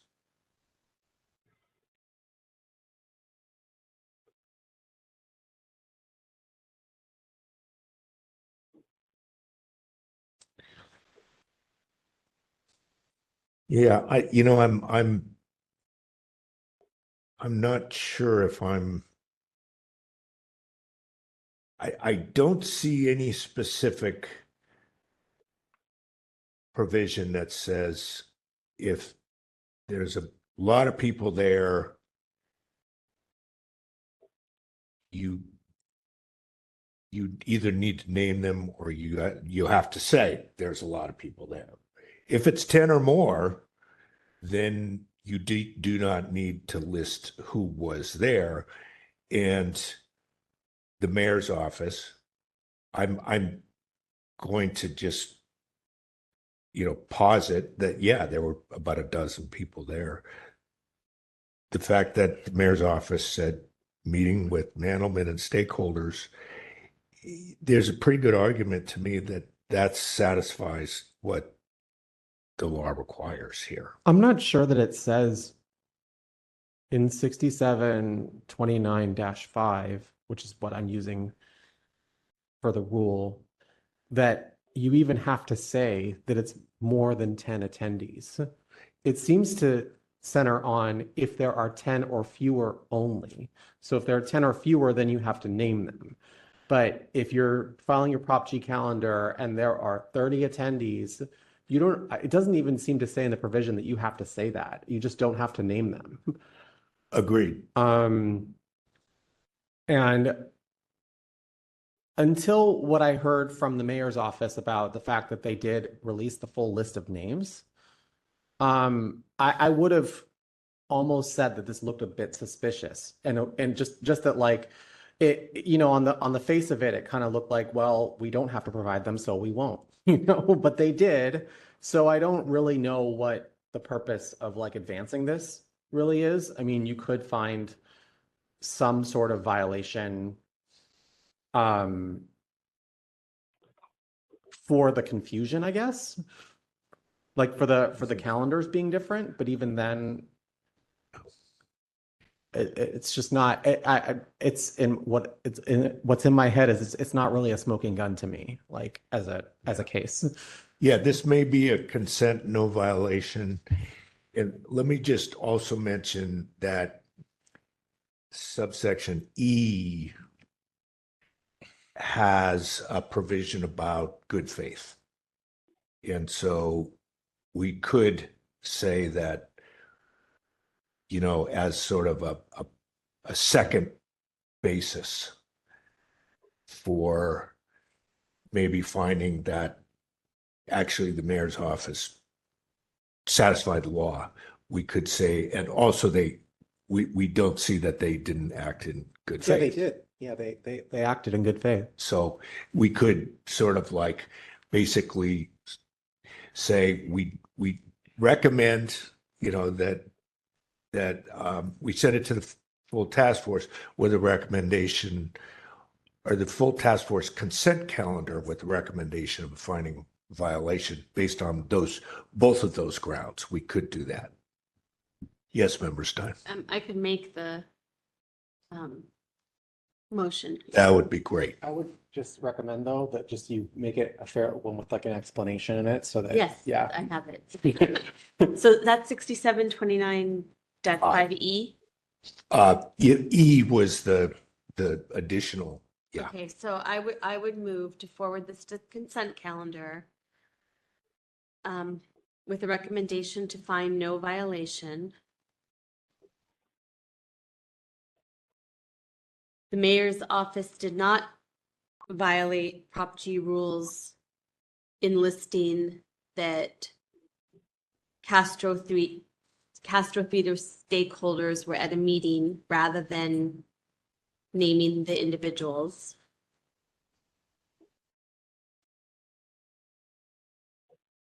SF Admin Code 67.29-5 requires that calendar entries identify the individuals present and organizations represented at a meeting or event only if the meeting or event has 10 or fewer attendees.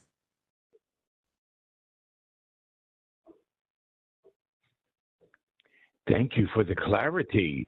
Also, comma, the mayor's office satisfied the law by acting in good faith to Just a moment, present. please. Also, comma, the mayor's office.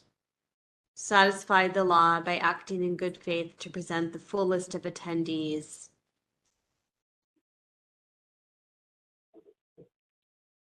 as per 67.29-5E. I'll second that.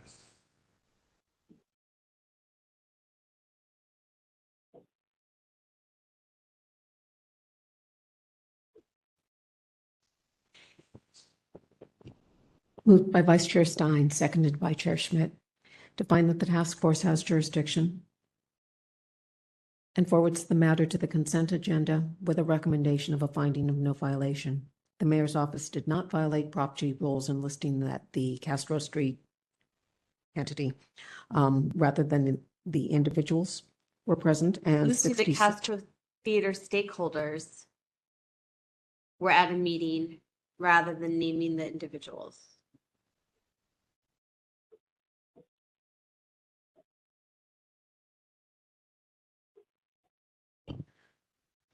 The Castro Theater stakeholders were at a meeting rather than the individuals. Section 67.29-5 requires that the calendar entries identify the individuals present and organization represented at a meeting or event only if the meeting has 10 or fewer attendees. Also, the mayor's office satisfied the law by acting in good faith by providing the full list of attendees as required by 6729-5 sub E. No, 67.29-5E. E. Yeah, that would be correct.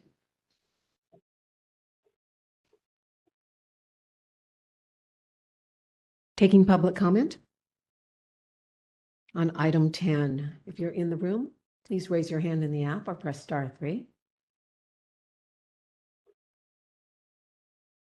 We have no one in the queue. Taking the vote. Vice Chair Stein. Aye.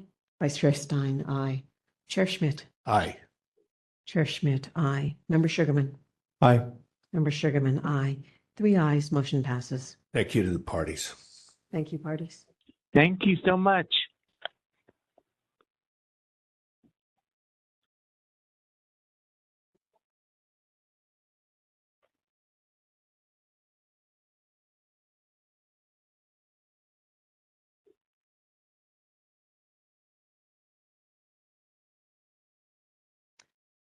Item 11, hearing on proposed recommendation to the Sunshine Ordinance Task Force regarding amendments to bylaws related to Article 4, Section 2, Section 11, regarding hearing procedures for complaints. Okay.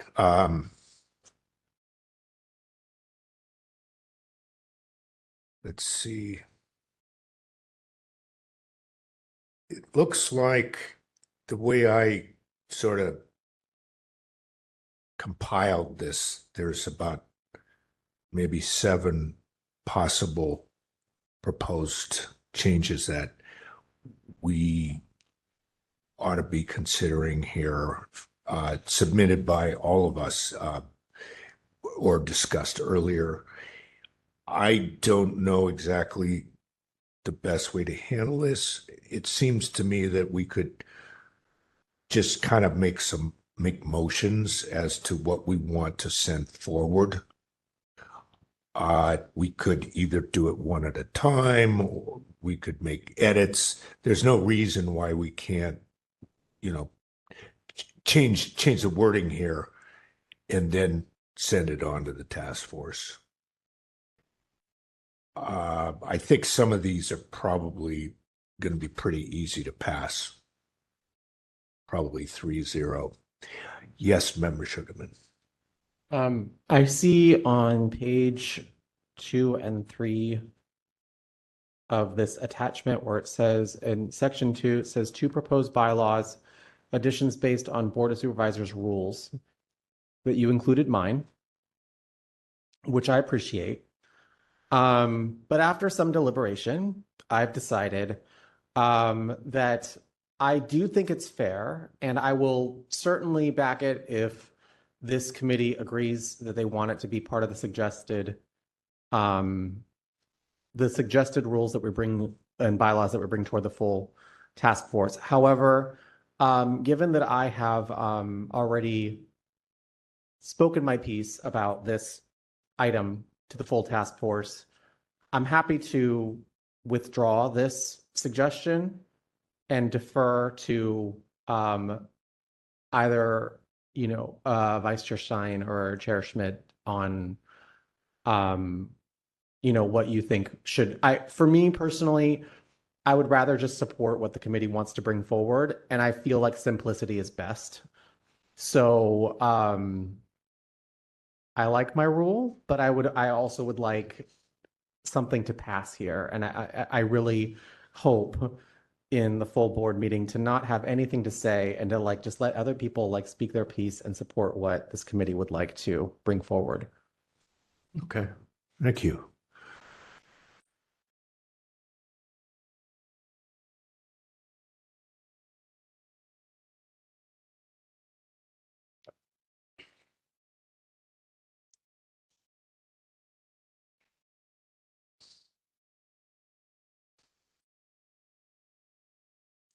And, as a personal note, I'm very supportive of this because these meetings are getting,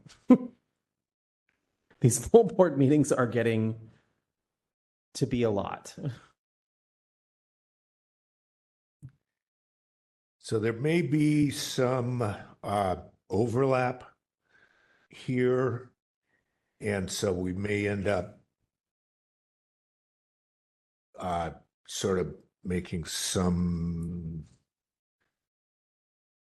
either sort of melding things together or cutting things together. Like I see that Member Sugarman's item might overlap with the second item that I've got listed for Member Stein. What are the main differences? Is it like 1 turn to speak versus 2, 3 minutes versus 10 minutes? So my rule, it essentially would allow people to speak twice. For up to 10 minutes? Oh, Or- no. is that a different one? The 10 minutes is the source. What I listed, there's 4 lines, which has, at the end of the 4 lines, has Sugarman.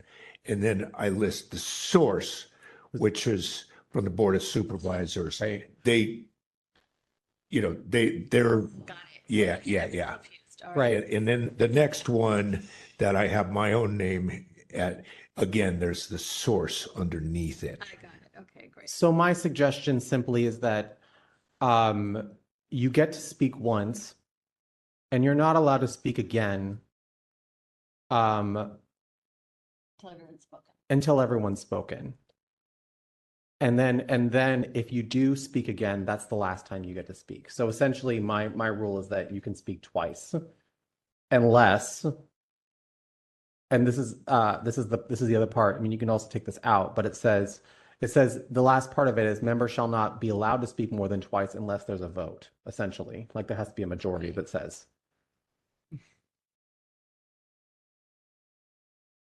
And I think that that's fair. However, I am open to the fact that perhaps there needs to be a tighter leash, which is and in that way, I do not need to be the person that brings this forward. I can just withdraw it, and there could be a different suggestion on the same line. So my two issues or concerns that I'm kind of thinking about is that I feel like oftentimes I feel first of all, the thing of everyone needs a chance to speak once before they're called on again, I almost feel like it's a non-issue here because we have a chair or a head of the task force who's very good about not calling on the same people until everyone who's raised their hand has spoken, I feel.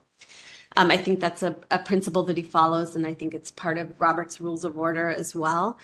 But when I think about having a second chance to speak, I feel like in most situations when task force members speak more than once, it's often to just reiterate what they've already said because the conversation is going sort of a different way. Although I can imagine a situation in which maybe you have something new to say, but I think like 90% of the time people are just reiterating what they've said before when they speak more than once. But I'm on the fence about that one, about whether it should be twice or once. I think there might be a lot of support for once, and in the once scenario, it means that everybody, ideally would come prepared.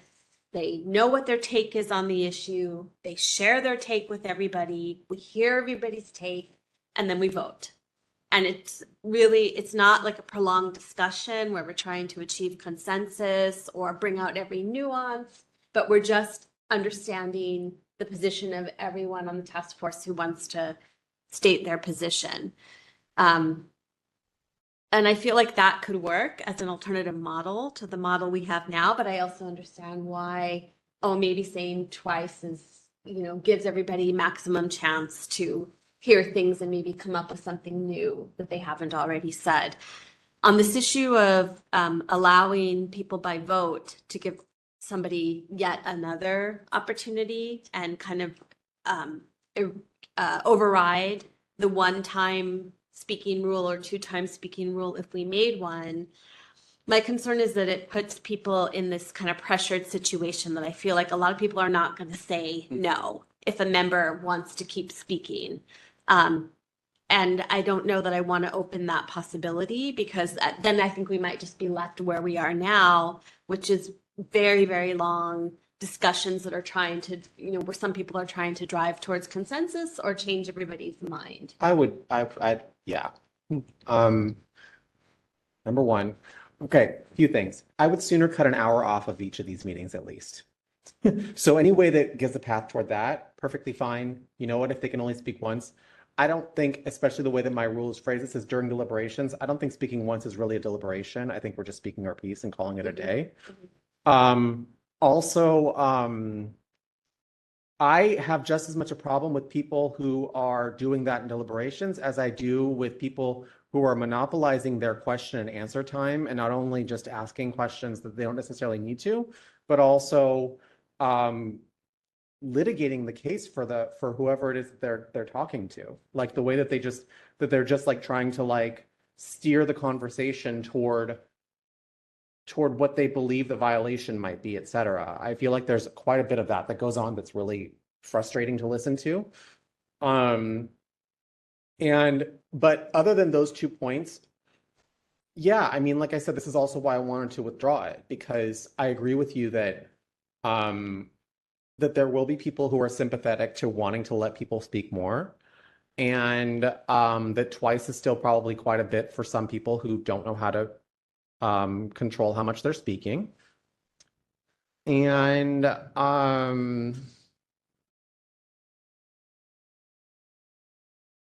I mean, that's pretty much it.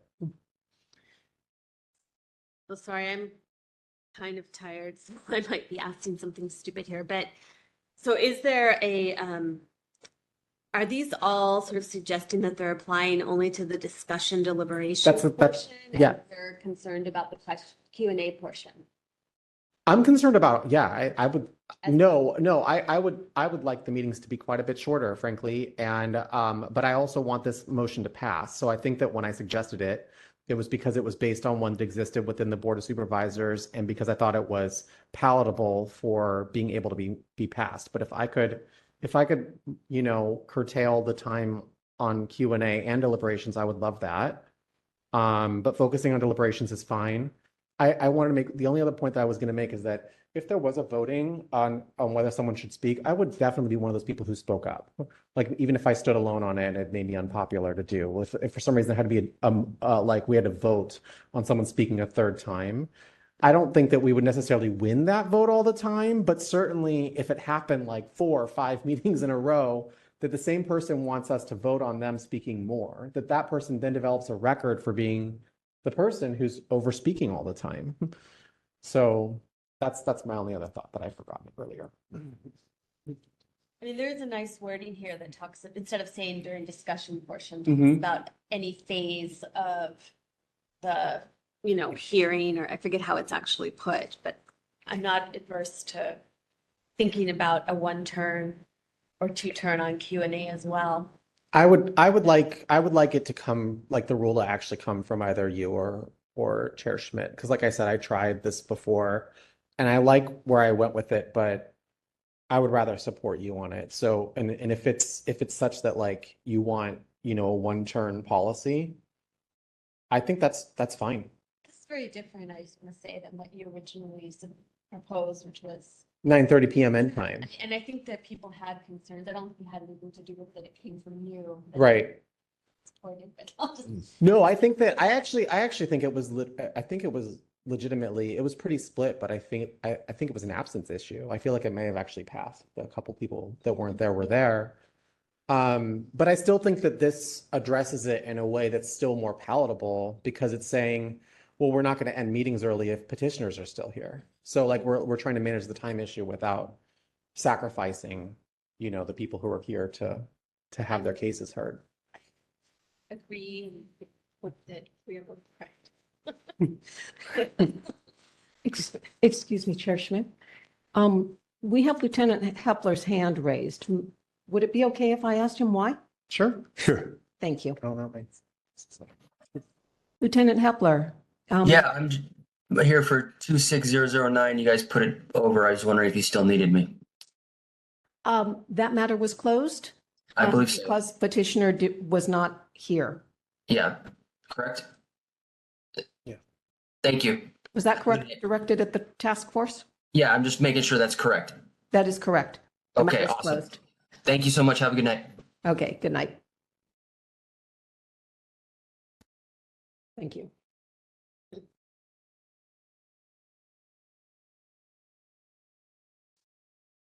Yeah, whether or not it comes from me, just to like my last point on that is like, I felt very put on the spot in the moment for saying what I did. And at this point, I am barely beyond frustrated on the issue. So I don't think I will be a fairly sympathetic voice if I bring it forward. I think that the wording of the Sugarman item, I think I like the wording of it. And I think that even if it was exactly this wording, I would be good with it. Now, I'm looking at the Stein item, and this is the one on the second one. Limitations on speaking. Yeah, it's just about the same.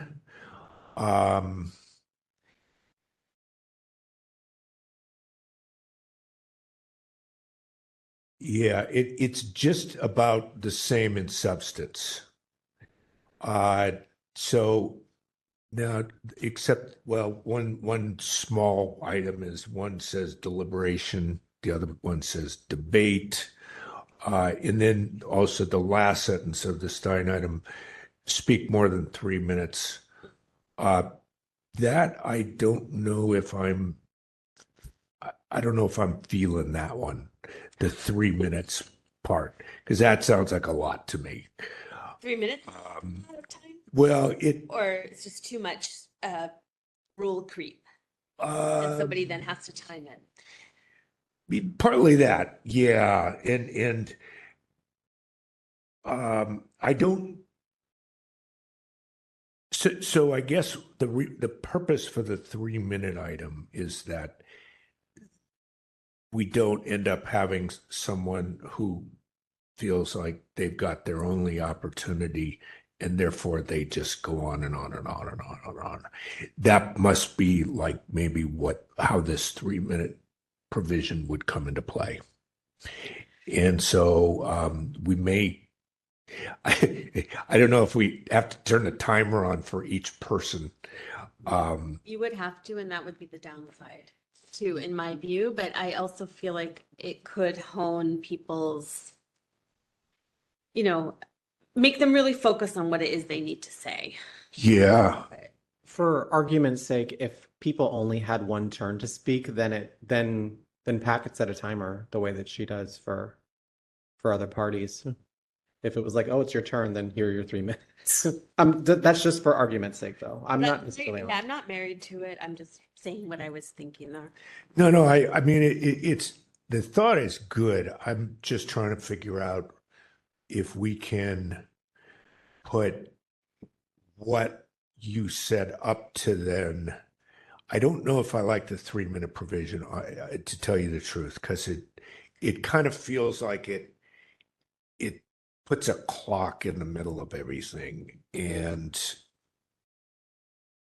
I don't know if I really think anyone's. I don't know. I don't know if we hit 3 minutes that often. But I like the first 2/3 of yours. And so I would vote for that, or I would vote for Sugarman. I think that they're basically saying just about the same thing. That's on. And so this is kind of what we're talking about. And this is about what we call deliberations. I would prefer the word deliberations just because we call it that. We don't call it debate. And I don't know if it's necessarily even what you'd call debate. I was noticing above the current hearing procedures, section 11, it says number 3, the complaint is with the task force for discussion and questions of parties. So there's actually something in there that I would have liked that would just be about questions. And we could even, and it's not changed here today, but Member Sugarman was talking about, well, if it's going to be about questions, then let's just make it about questions.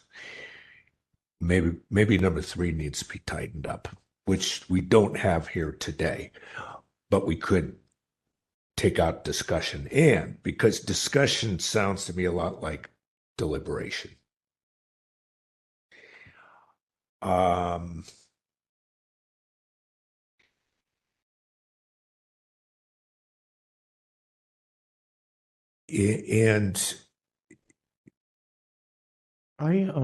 yeah, go ahead.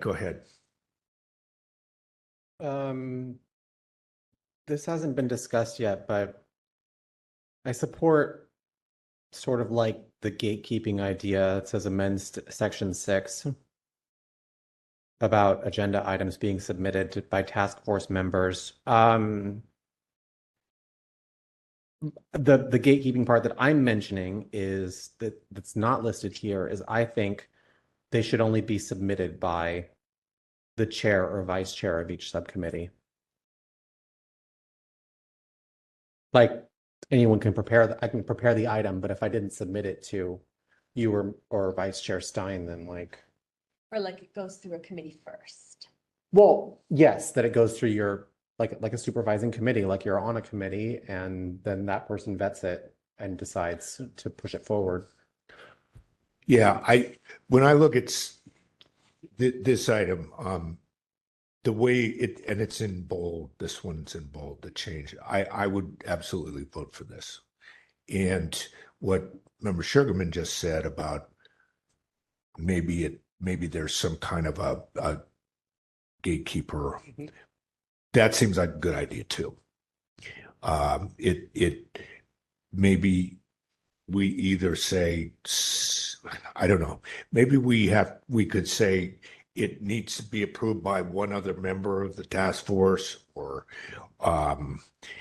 because that's kind of like a committee of, two is the majority. I don't know, or it could be through one of the chairs. I think it would make sense through the committee, because then if you're talking about a task force, then it's kind of like, or another member of the task force, then that's sort of, I don't know what qualifies as one, but that's sort of a passive meeting. If I just went to a member that I was aligned with and said, could you please approve this? True. But it's not a passive meeting entire, well, I guess it is a passive meeting of a committee. They go to someone else's committee. If they went to someone else outside their committee, it wouldn't necessarily be, because it wouldn't be enough members. But if it happened during committee, right, if the agenda item did. Right, that's different.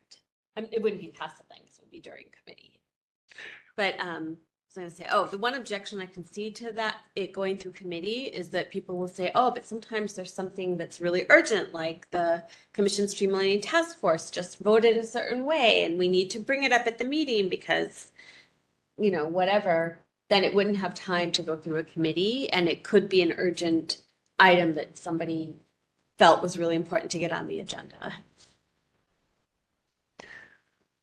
It might be that what's in caps here, I would say I would want this in there no matter what.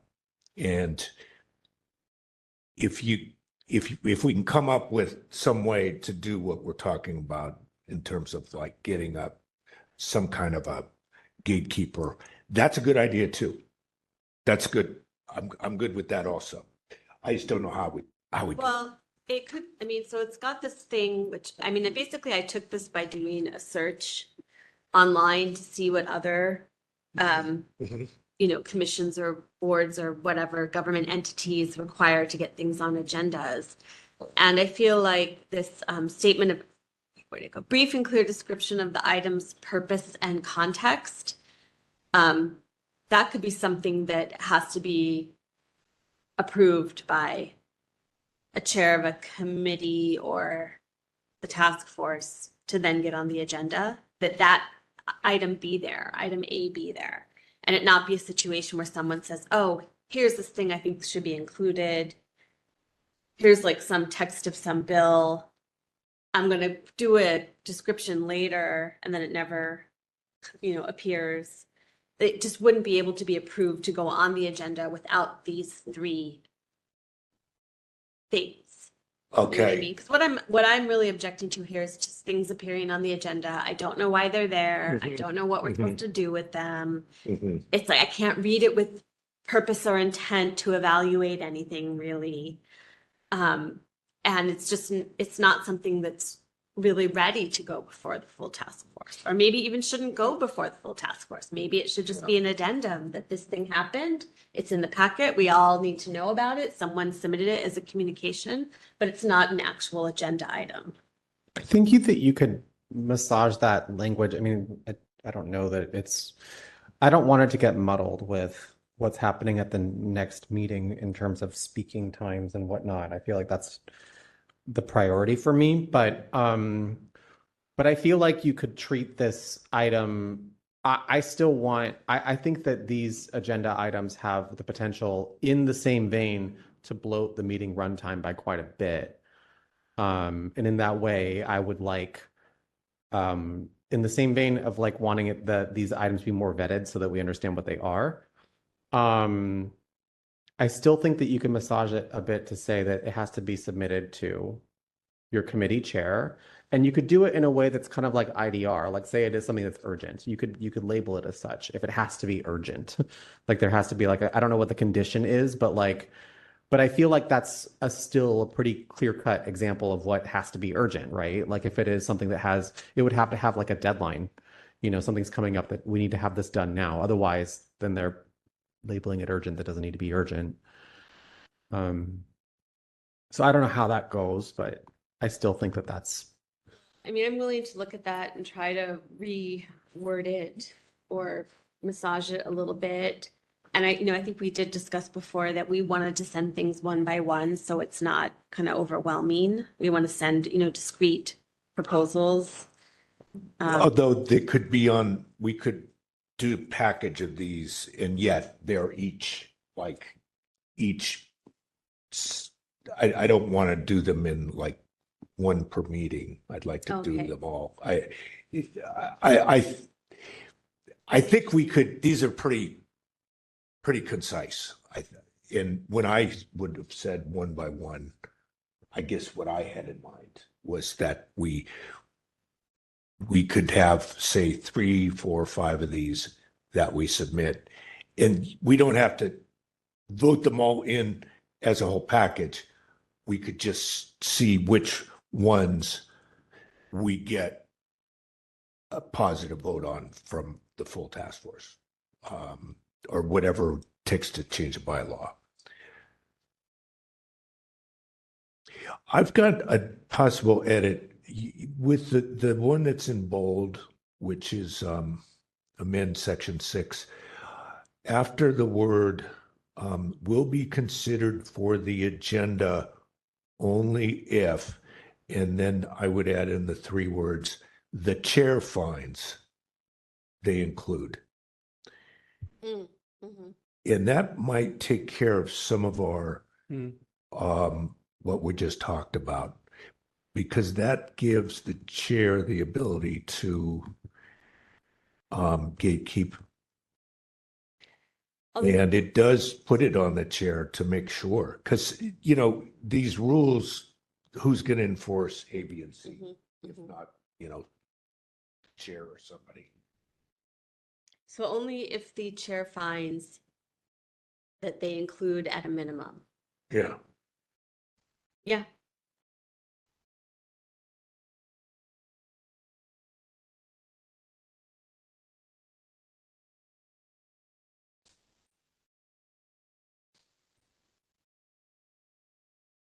So I'll make a motion to accept that or to forward that one on behalf of our committee with that amendment. And how are we referring to these sections? So this is the paragraph. So Amend section 6. To amend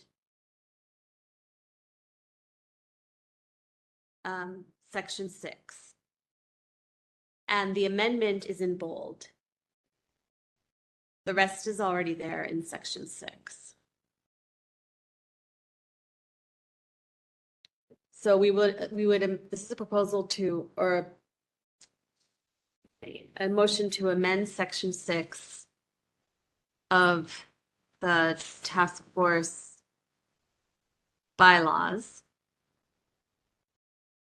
As you can say, it's a proposed revision to the bylaws.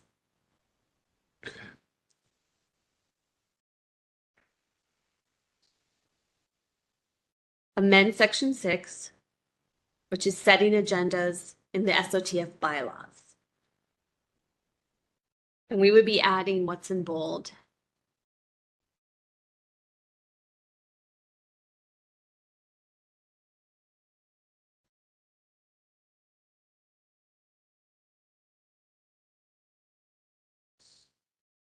So should I state the whole thing in bold?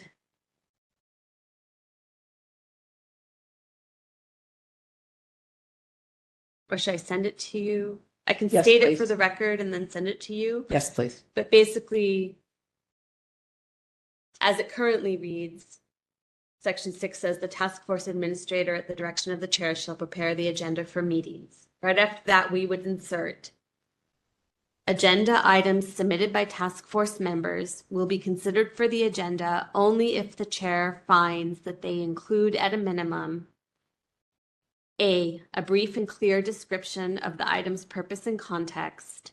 B, all relevant supporting documents. C, a statement of the outcomes sought, either the discussion question intended to be answered for discussion only items or the follow-up actions and accompanying deadlines sought for action items. So we would just be inserting that there. Second.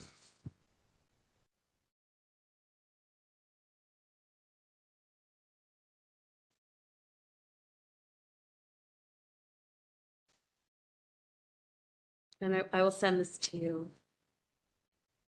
Thank you.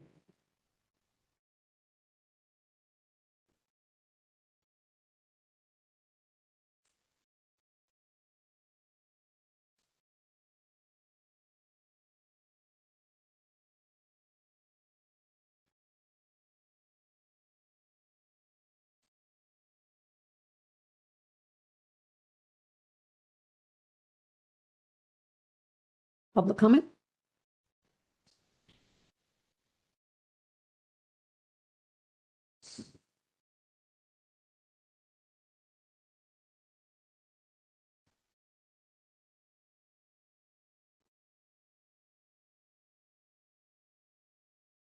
We can do public comment on this if we want. I can't hear you. Are you asking if we want to do public comment? Yes. Do we want to do public comment on this, or do we want, yeah? Yes. So, Anyone wishing to make public comment on the proposed recommended amendment for section 6, please raise your hand in the app or press *3.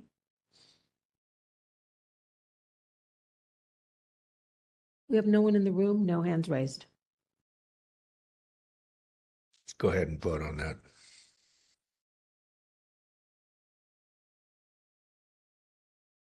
Taking the vote, Vice Chair Stein. aye. Vice Chair Stein, aye.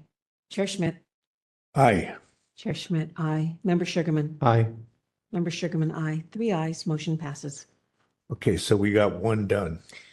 And I'm going to,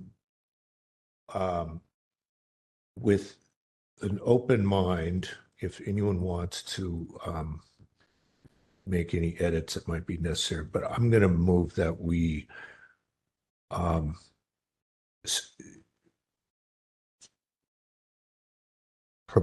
send the following proposal for approval by the full task force, which is the Sugarman proposal as stated. Is that at page 1, Roman section 2? Yes, exactly.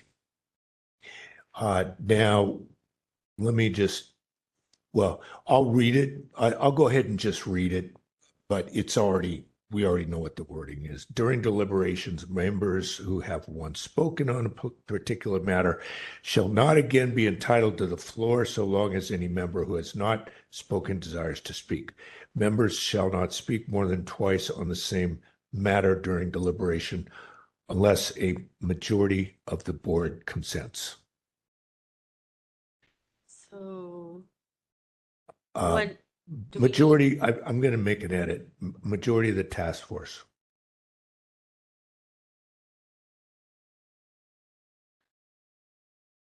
Do you, Member Stein, do you have a, Yeah, do we need to specify, does that specify where in the bylaws that goes? that's the, I was thinking the same thing. Where should we put it if we approve it?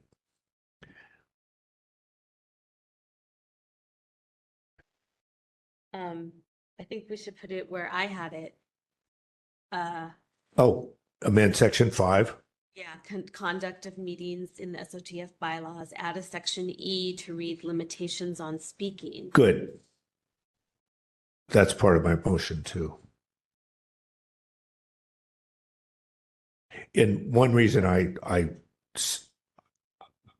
think this one, the wording is just about the same as what you've got, Member Stein.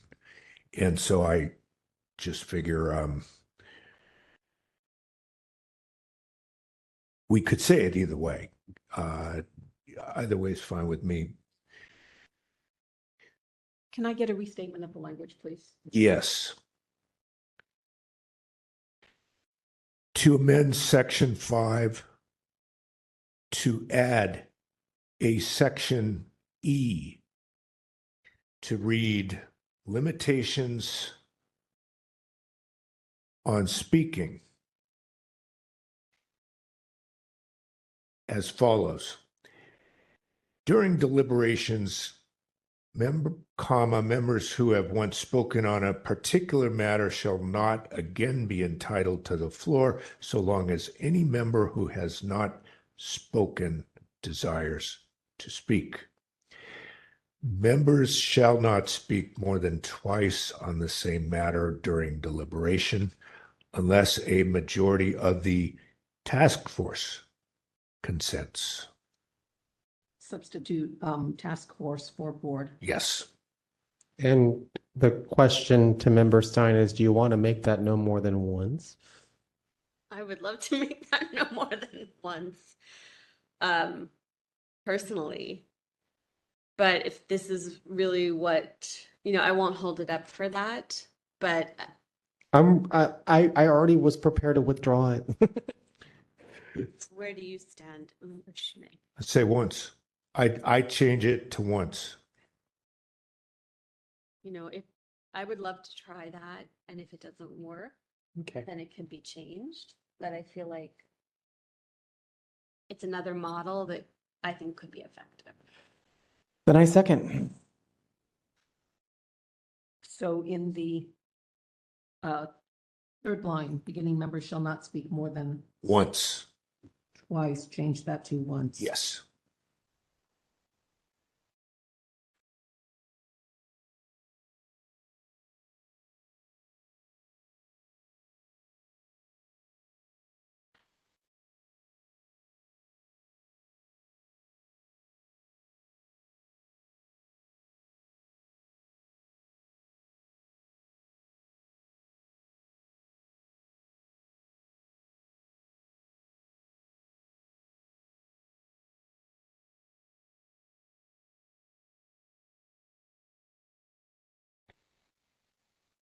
And that was seconded by Member Sugarman.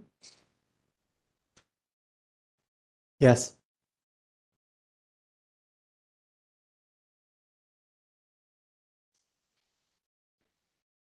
Anyone wishing to make public comment on the motion to amend section 5 to add a section E, please raise your hand in the app or press *3.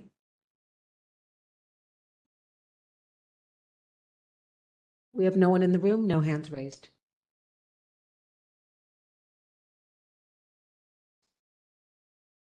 Taking the vote, Chair Schmidt. Aye. Chair Schmidt, aye. Member Sugarman. Aye. Member Sugarman, aye. Vice Chair Stein. Aye. Vice Chair Stein, aye. 3 ayes, motion passes. Okay, I'm going to make a quick motion that we recommend amendment of the bylaws at section 11. Number 3, delete the words discussion and, so that number 3 will now read, the complaint is with the task force for questions to parties. I know that wasn't brought up before. I mean, we didn't come in here thinking about that, but as we're talking. I'm sorry, are we at Roman 3 or Arabic? This is section 11 hearing procedures for complaints. Section 11 has basically 7 subsections, and I'm looking at number 3. Oh, Arabic 3. I think so. Yeah, Arabic 3. The complaint is with the task force for delete discussion and keep questions to parties. Is that something we can do last minute? Is that like properly agendized here? I don't know.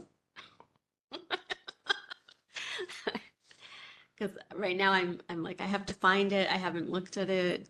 And in theory, if we were going to propose discussing it, We can hold off on that. yeah, not to be a spanner in the works, but I could see the Good. function there. Good From- word. Spanner.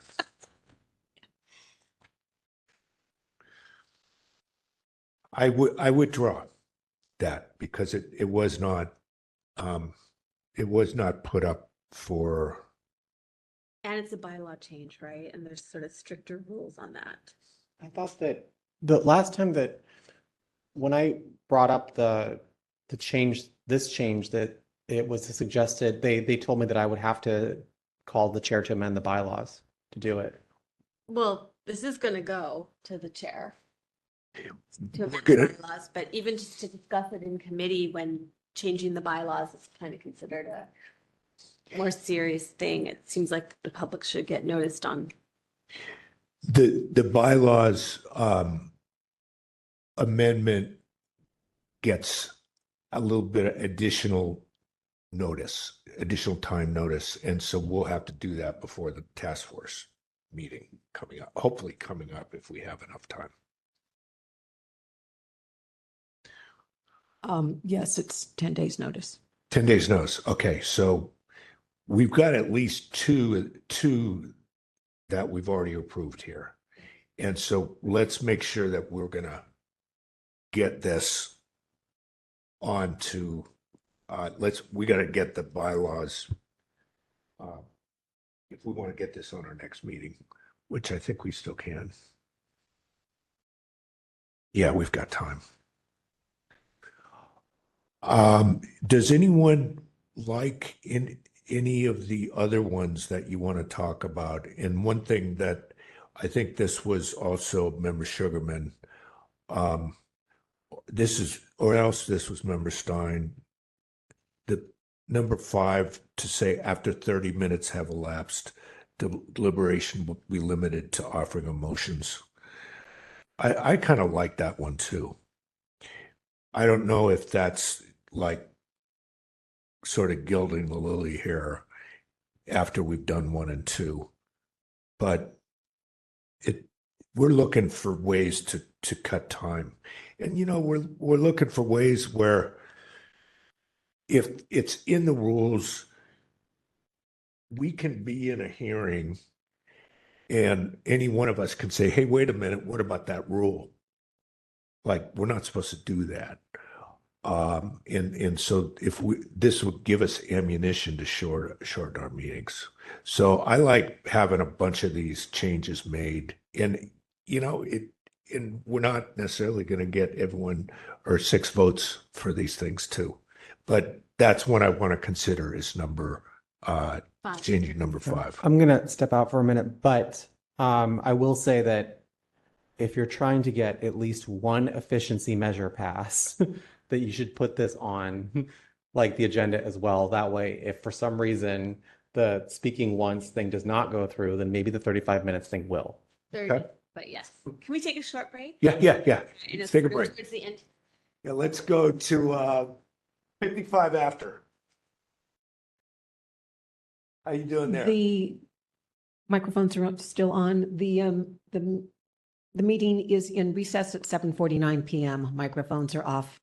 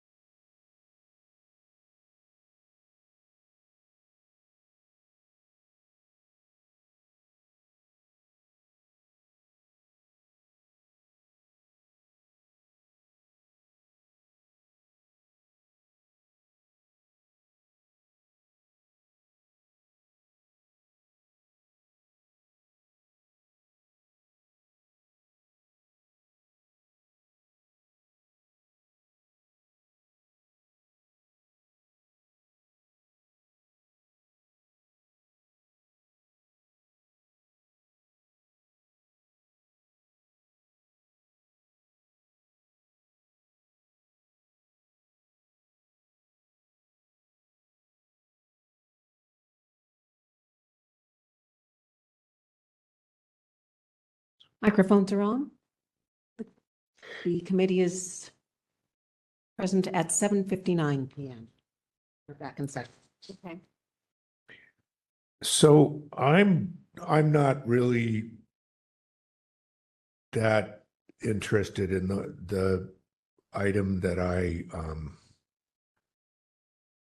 submitted about 3 members move to terminate deliberation if a motion is made.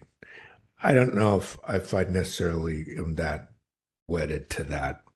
I think that, like the idea that members would, possibly vote against allowing someone who's asking for more time, that people might just feel like, oh, it's not civil to do that kind of thing. I think it's just hard in the culture of, this kind of board to probably close debate like that. Yeah. I think it's hard to do. Yeah. I think that one is, I think that still personally that voting for a majority voting for you to speak again is something that could work. And I think that voting to terminate something, on the other hand, especially by a majority of 3, would look, I think that it would not look civil. I agree. Like people wouldn't suggest to end something unless it was really bad. Like when which happens at least once a meeting, but it's like, there are plenty of meetings that start at like, oh, we start at 5 PM. It's now 6:30 and we're still on the same issue. Like then that voting by a vote of 3, I feel like that would actually happen. And it's a 3 members may make a motion, but it would still have to be, Have to agree. yeah, you'd still have to get 6 to. So you need a first and a Yeah. second and a third Yeah, to do it. yeah, exactly. And so it's not like 3 becomes the ruling minority in some way. What is the rationale for a third? I don't think I've ever seen that as a concept. I'm just wondering. And it's right out of the Board of Supervisors. And as like you say, it doesn't necessarily correspond to anything. I also wonder why, because it's not codified, but like why can't I just be, I'm member Sugarman and I motion to end this conversation? Like, is that not possible for us to do already? That's a good point. A motion to as a 1 member, like I make the motion and someone seconds it, right? Yeah.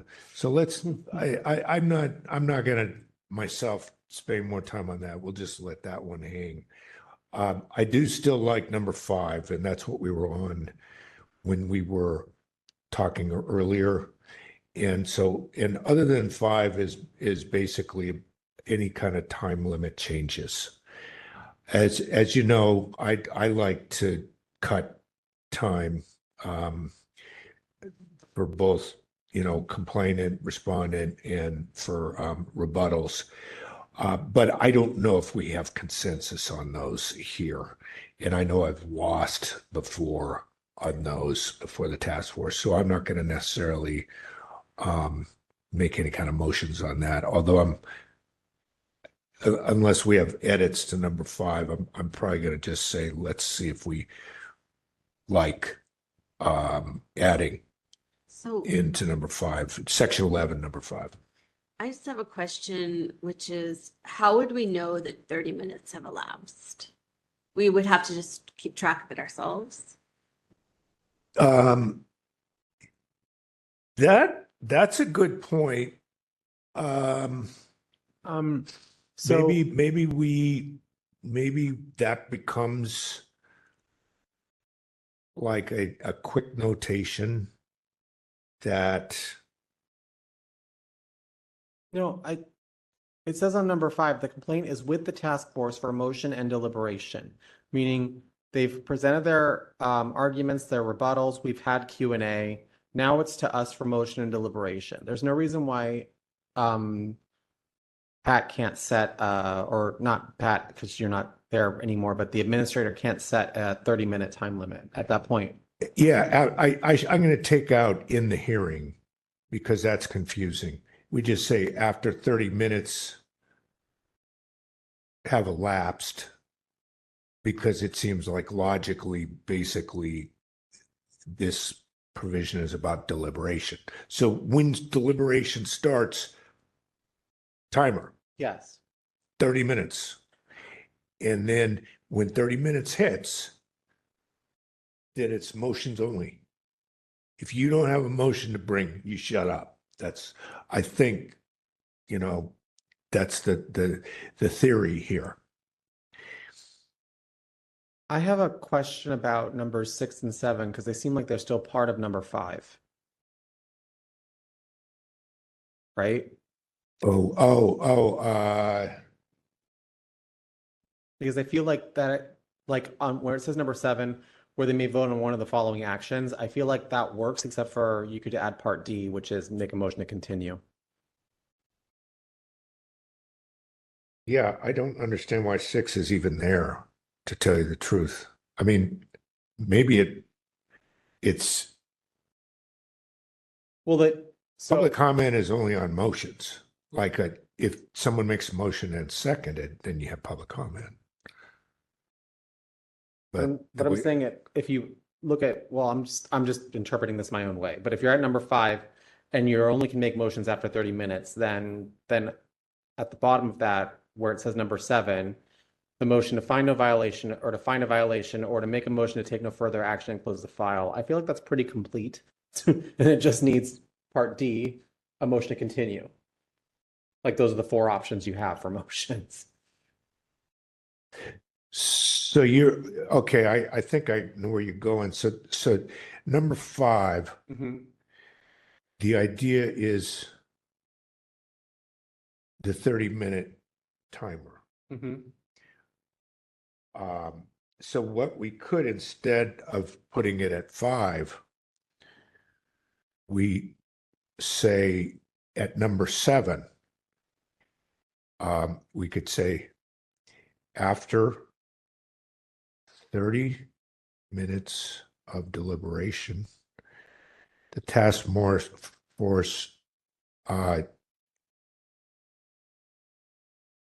will be limited to,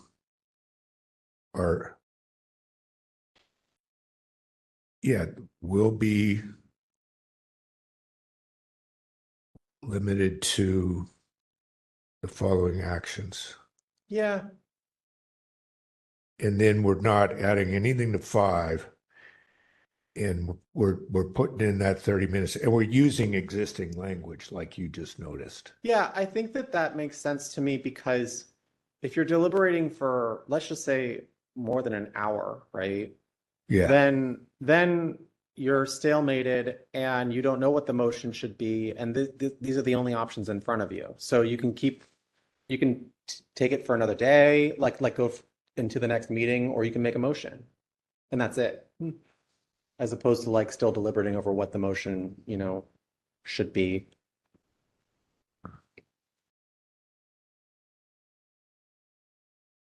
How about this? That's making sense. Just a new item, limits of debate or something. Deliberation. Limits of deliberation, because I'm just looking at my notes on Robert's Rules of Order. And they've got something, they're talking about subsidiary motions. And one of the subsidiary motions that get made in meetings like this are, well, there's 2 that might apply to us in a way, and I just think they're interesting. So one is limit or extend the limits of debate. And that's to change time limits, number of times someone can speak, or limiting discussion time for a main motion. It requires no debate, just a second and an immediate vote. Time limits can then be changed with 2/3 vote. That's how it is in Robert's Rules of Order. So if you've got a time limit, to change it, it requires a second and 2/3 majority vote to change the timing of the debate. They also have another subsidiary motion, or what they call subsidiary. It's like not the main motion someone makes, but it's closed debate on a previous question. It also requires a second and an immediate vote. It cannot be debated or amended. and it requires two-thirds vote to adopt. And you also can't use it unless everyone has spoken. But anyway, I like this idea of a two-thirds vote to extend the limit of debate, and it's straight from Robert's rules, so it might be something that we want to add. I don't know. Oh, so you're saying 30 minutes debate is cut off. Yeah. But Uh, it could be extended if there's a motion it- and somebody seconds it, and then there's no discussion but an immediate vote and two-thirds vote in favor, then you could extend it. I would say that I would want the 1-2 step that was in my last suggestion. It could only be extended once. So you could extend it to an hour and then that's it. Like, then you have to make the motion, otherwise you're done.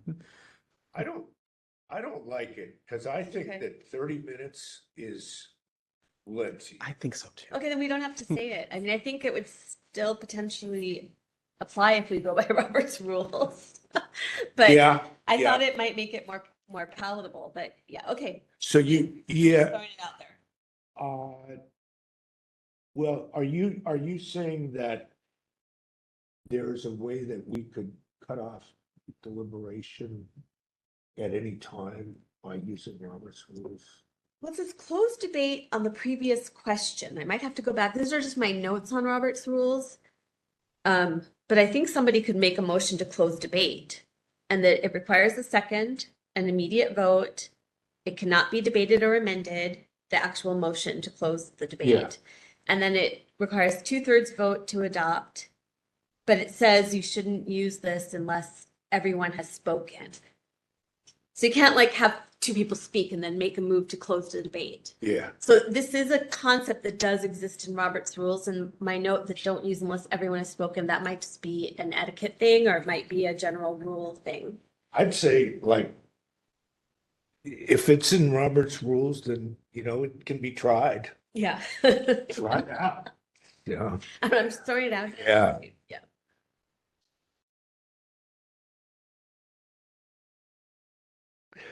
Okay.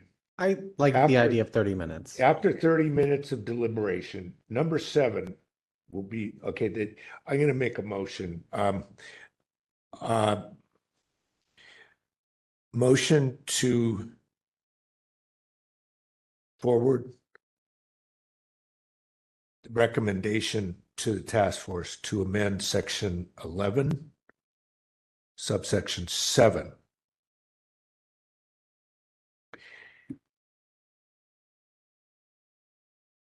To add the words after 30 minutes of deliberation at the beginning.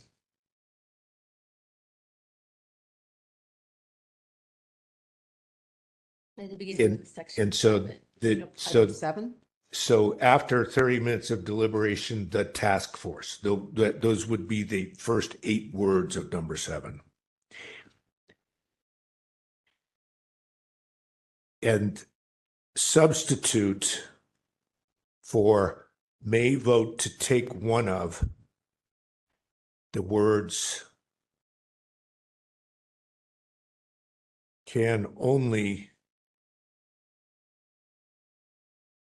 proceed with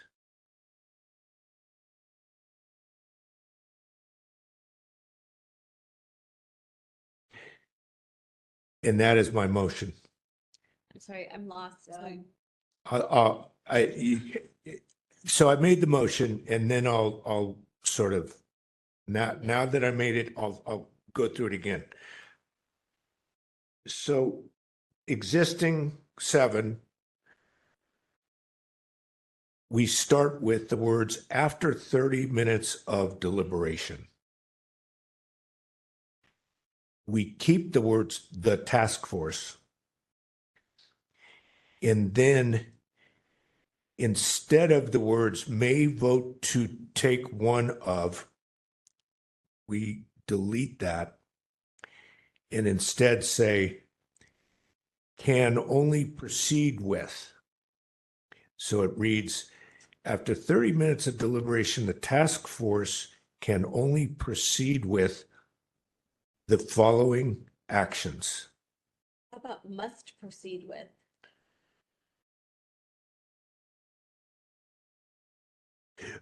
Must proceed with one of the following, only, must proceed with only, Must proceed with one of the following actions. must proceed with one of, okay.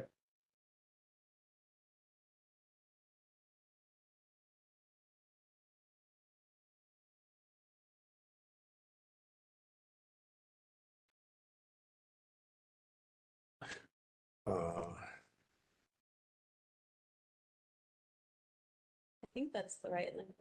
Oh.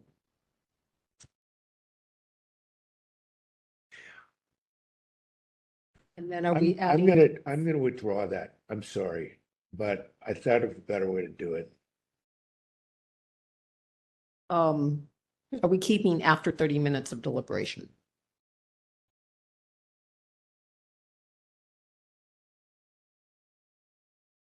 God, you know that.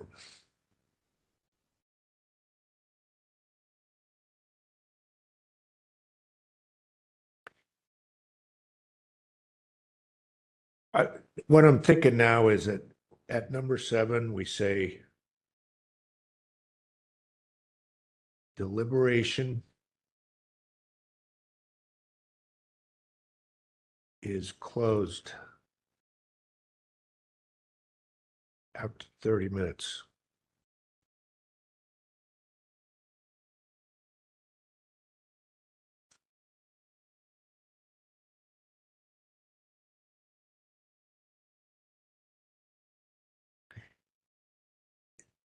Okay, yeah, I'm gonna try this again.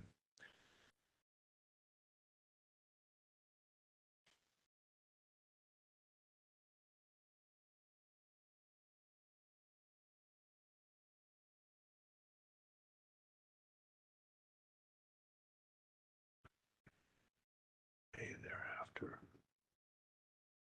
Take. Okay, I'm gonna try again. Motion to forward a recommendation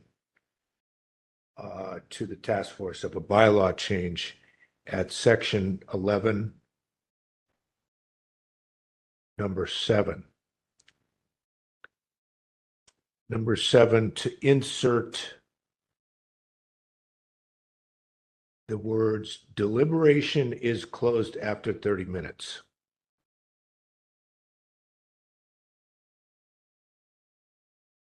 Then after the words task force, to substitute for may vote to take one of the words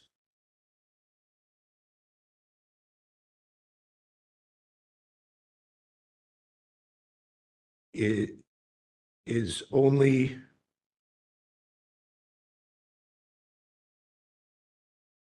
permitted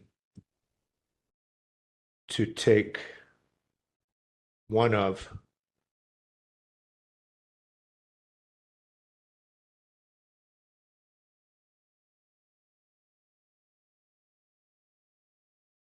and that's my motion. Can I make some friendly suggestions? Yeah. Rather than recommend to the task force, why not just say, well, to amend section 11, subsection 7 of the bylaws. You propose amending section. Propose amending, sure. Subsection 7. Yeah. Of the bylaws. Yeah, that's fine. And then you could also say the task force may take one of the following actions, like, I forget how you said it, maybe. The current language is may, and my one concern would be maybe there's some fourth action we haven't thought of, or fourth thing, and may still conveys that these are the options. Or these are some options, but Has if this- some left field thing is out there. How about may thereafter take only the following actions? I like must take better if it's gonna be only, I just for. Okay, so to say, well, but we're saying we're only going to do motions. Okay, And so what I'm saying is no more talk. Motion, if you don't have a motion. So are you saying that how about shall? the task force shall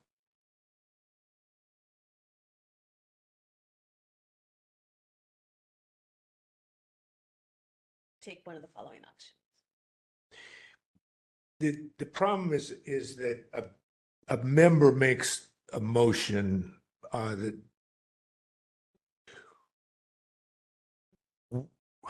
it's the wording of it, like the only it's like we're talking about the next thing that's got to happen is somebody's got to make a motion. If it doesn't get seconded, it's gone, and then someone else makes a motion. So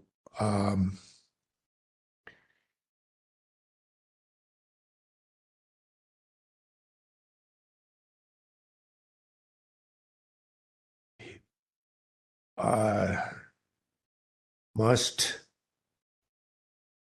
proceed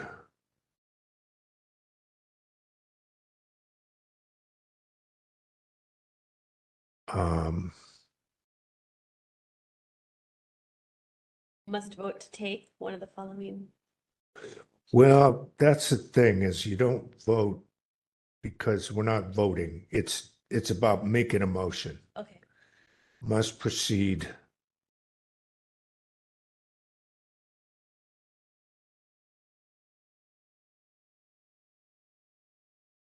To make one of the following. only with one, or must proceed only with the following actions.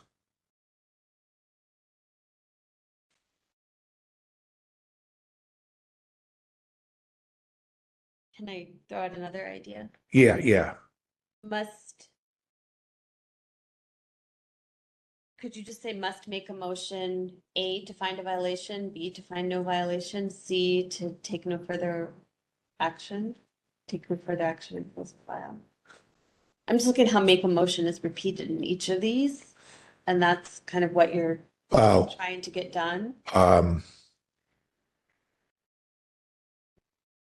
Like the task force must make a motion, A, to find a violation, B, to find no violation, C, to take no further action and close the file.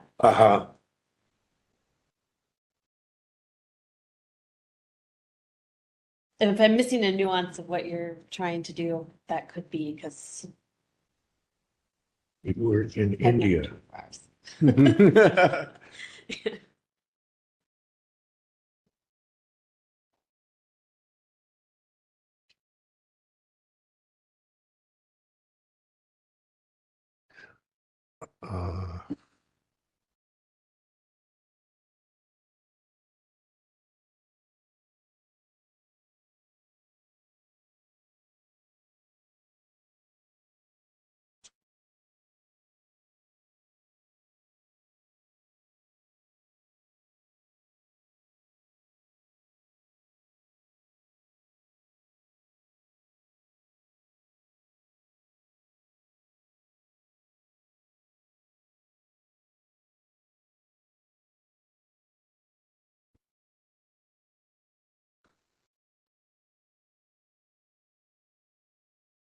Oh man.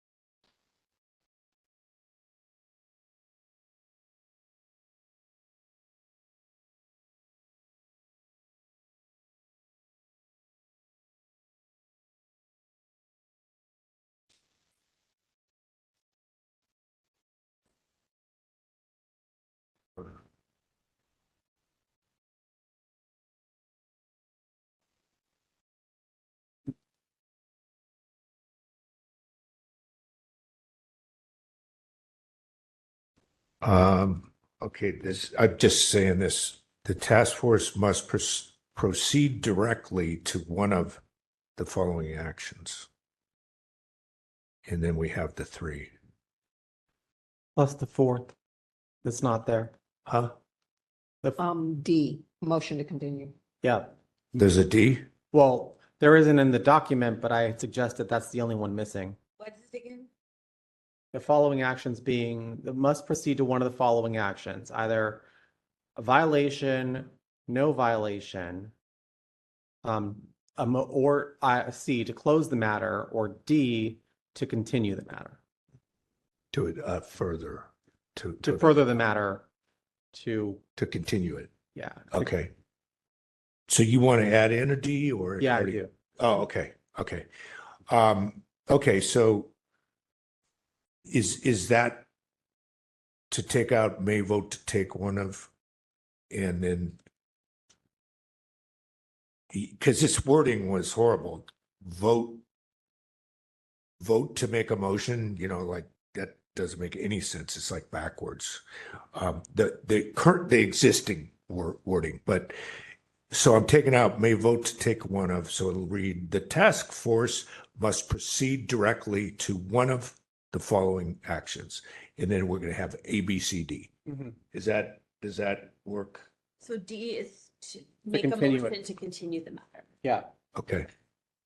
Okay, so we've got 3 changes in this number 7.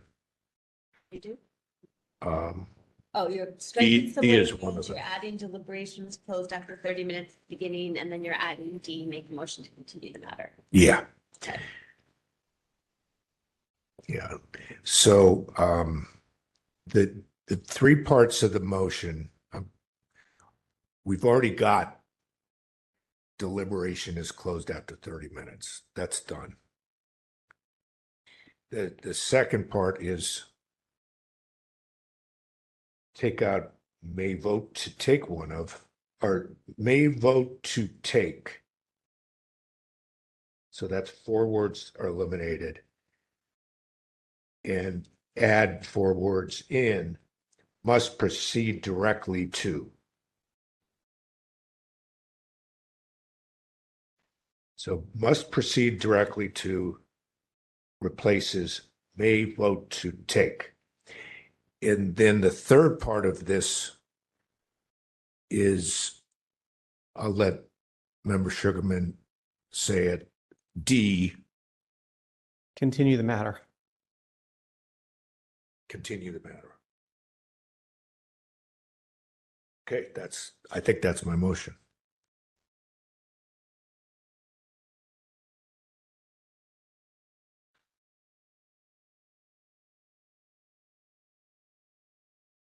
I would like to hear it back and then I can second it.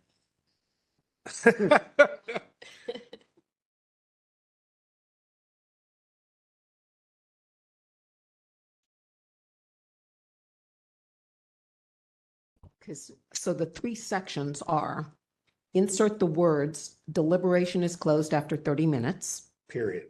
period.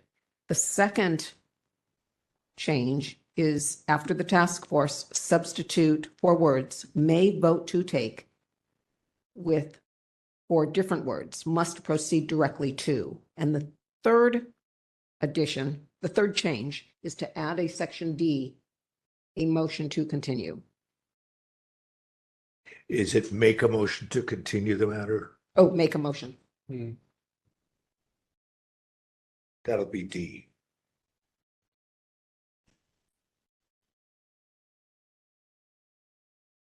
But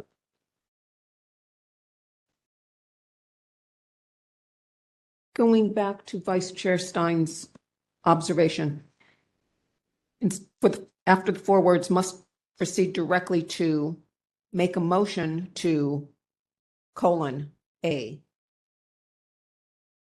find a violation, B, find no violation, C, take no further action and close the file, D, continue. No, that doesn't flow, does it? Okay, a motion will be added to each Make a motion. section A, B, C, and D. A, B, and C already say make a motion. Well, and D will, but I was thinking, Yeah, it's not well written, but let's just leave it as it is. I okay, know what you're saying, because you could say must proceed directly to make a motion, to make one of the following motions. but then the sentence doesn't flow.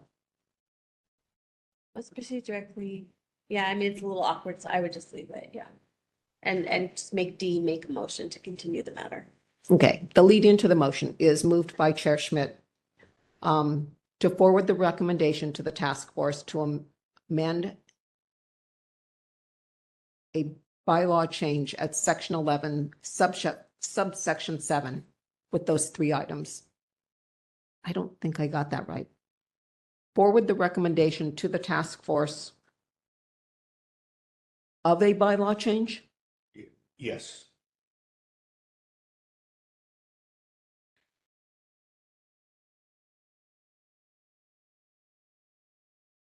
Okay, of a bylaw change at section 11, subsection 7 with the 3 changes. Is there a second? A second. Seconded by member Sherman. Public comment.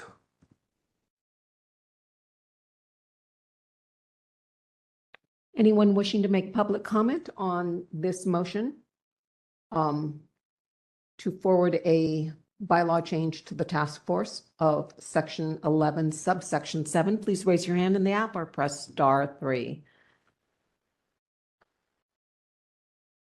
We have no one in the room, no hands raised.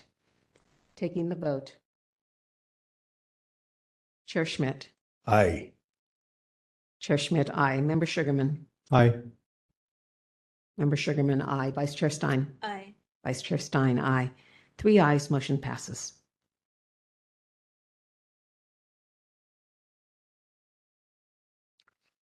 Okay, members, anything else anyone would like to consider?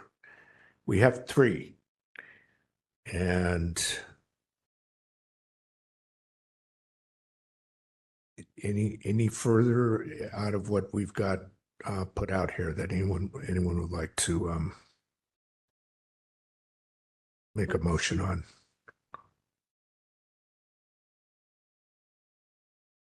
Okay, well, one of them is member Stein's, right? That we already put through with mine. We did the, I think both of them were mine. I We- mean, both were what I addressed in Yeah. my thing, but we put them through in various ways. the, We have the limitations on, no, we don't have the termination of debate, but I think that kind of is in Robert's Rules of Order, it's just no one's ever done it. That's what like you can, like I said, can I as a member just be like, I motion to terminate? Yeah. No one And does then we that. have to follow the rules. first one we did was We've got the time. Member Stein's amendment to section 6. The second one we did, you both wrote in substance the same thing, and so we used the Sugarman language. And the third was the one we just voted on. The only other one there really that I can see is the one of shortening the time for presentations. It did fail once. For a variety of reasons. I mean, I'm happy with this for now. I feel like 3 is a lot. We're gonna ask, I started to draft a email, but then I was gonna CC Chair Yankee, but I think I'd like to send it to everyone here.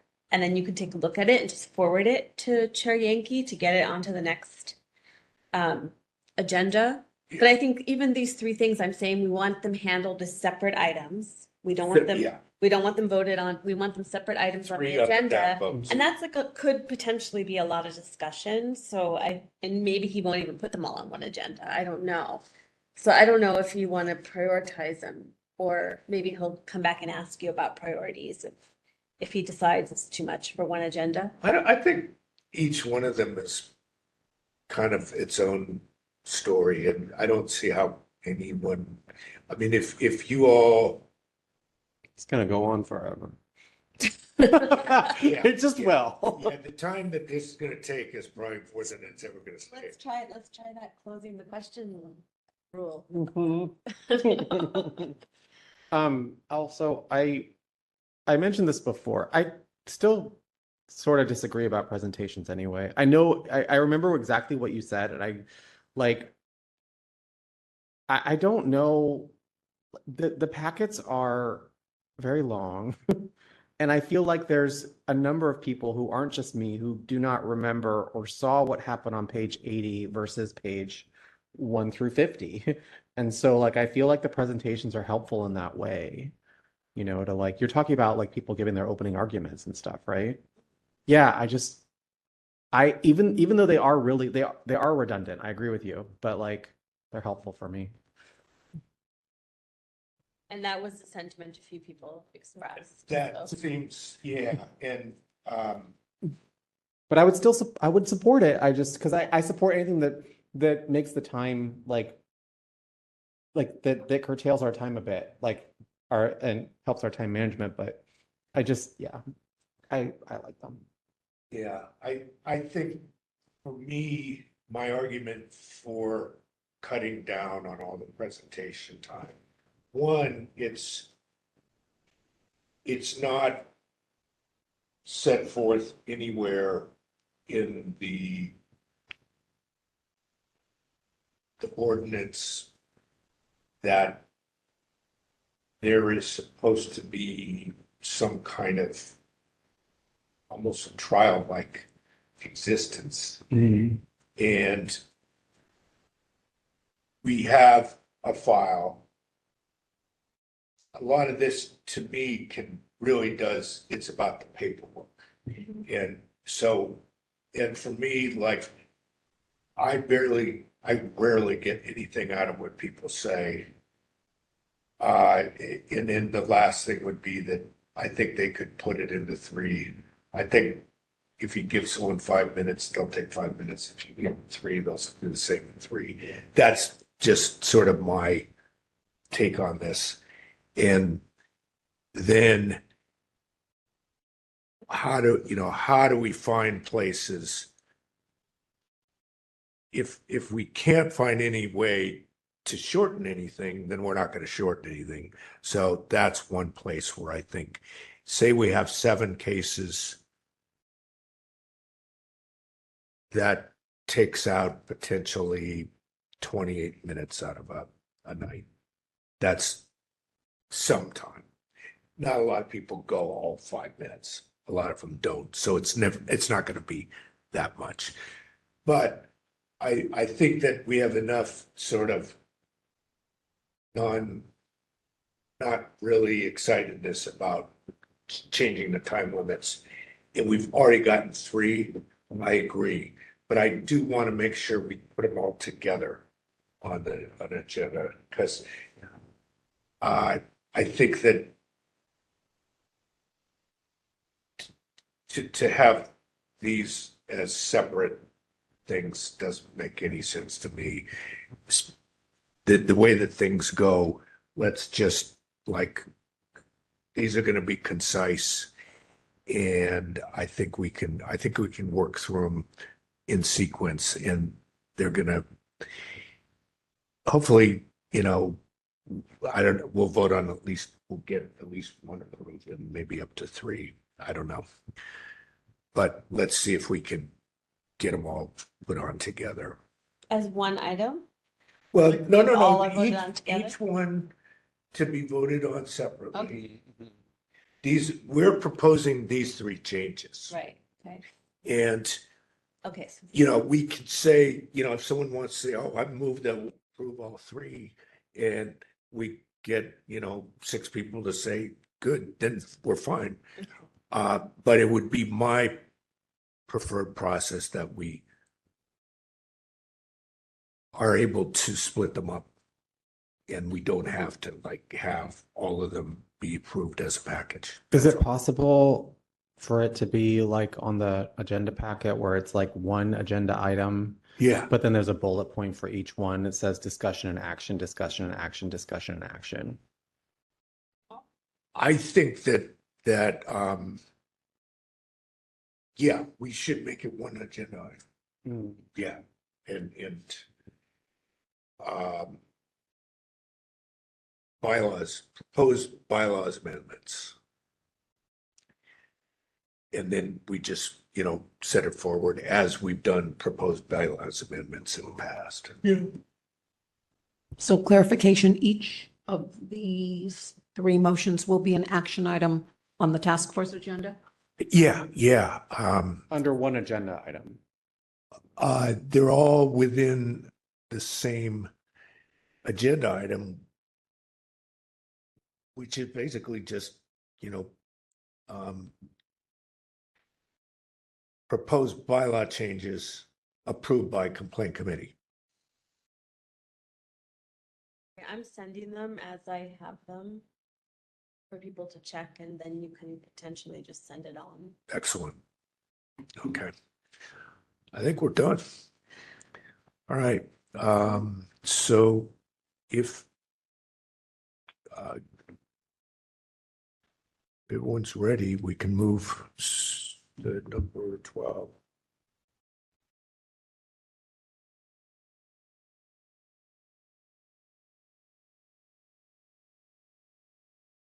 Item 12, announcements, comments, questions, and future agenda items by members of the complaint committee. Nothing. Nope. So we do not need public comment since we didn't do anything, so we can move to 13.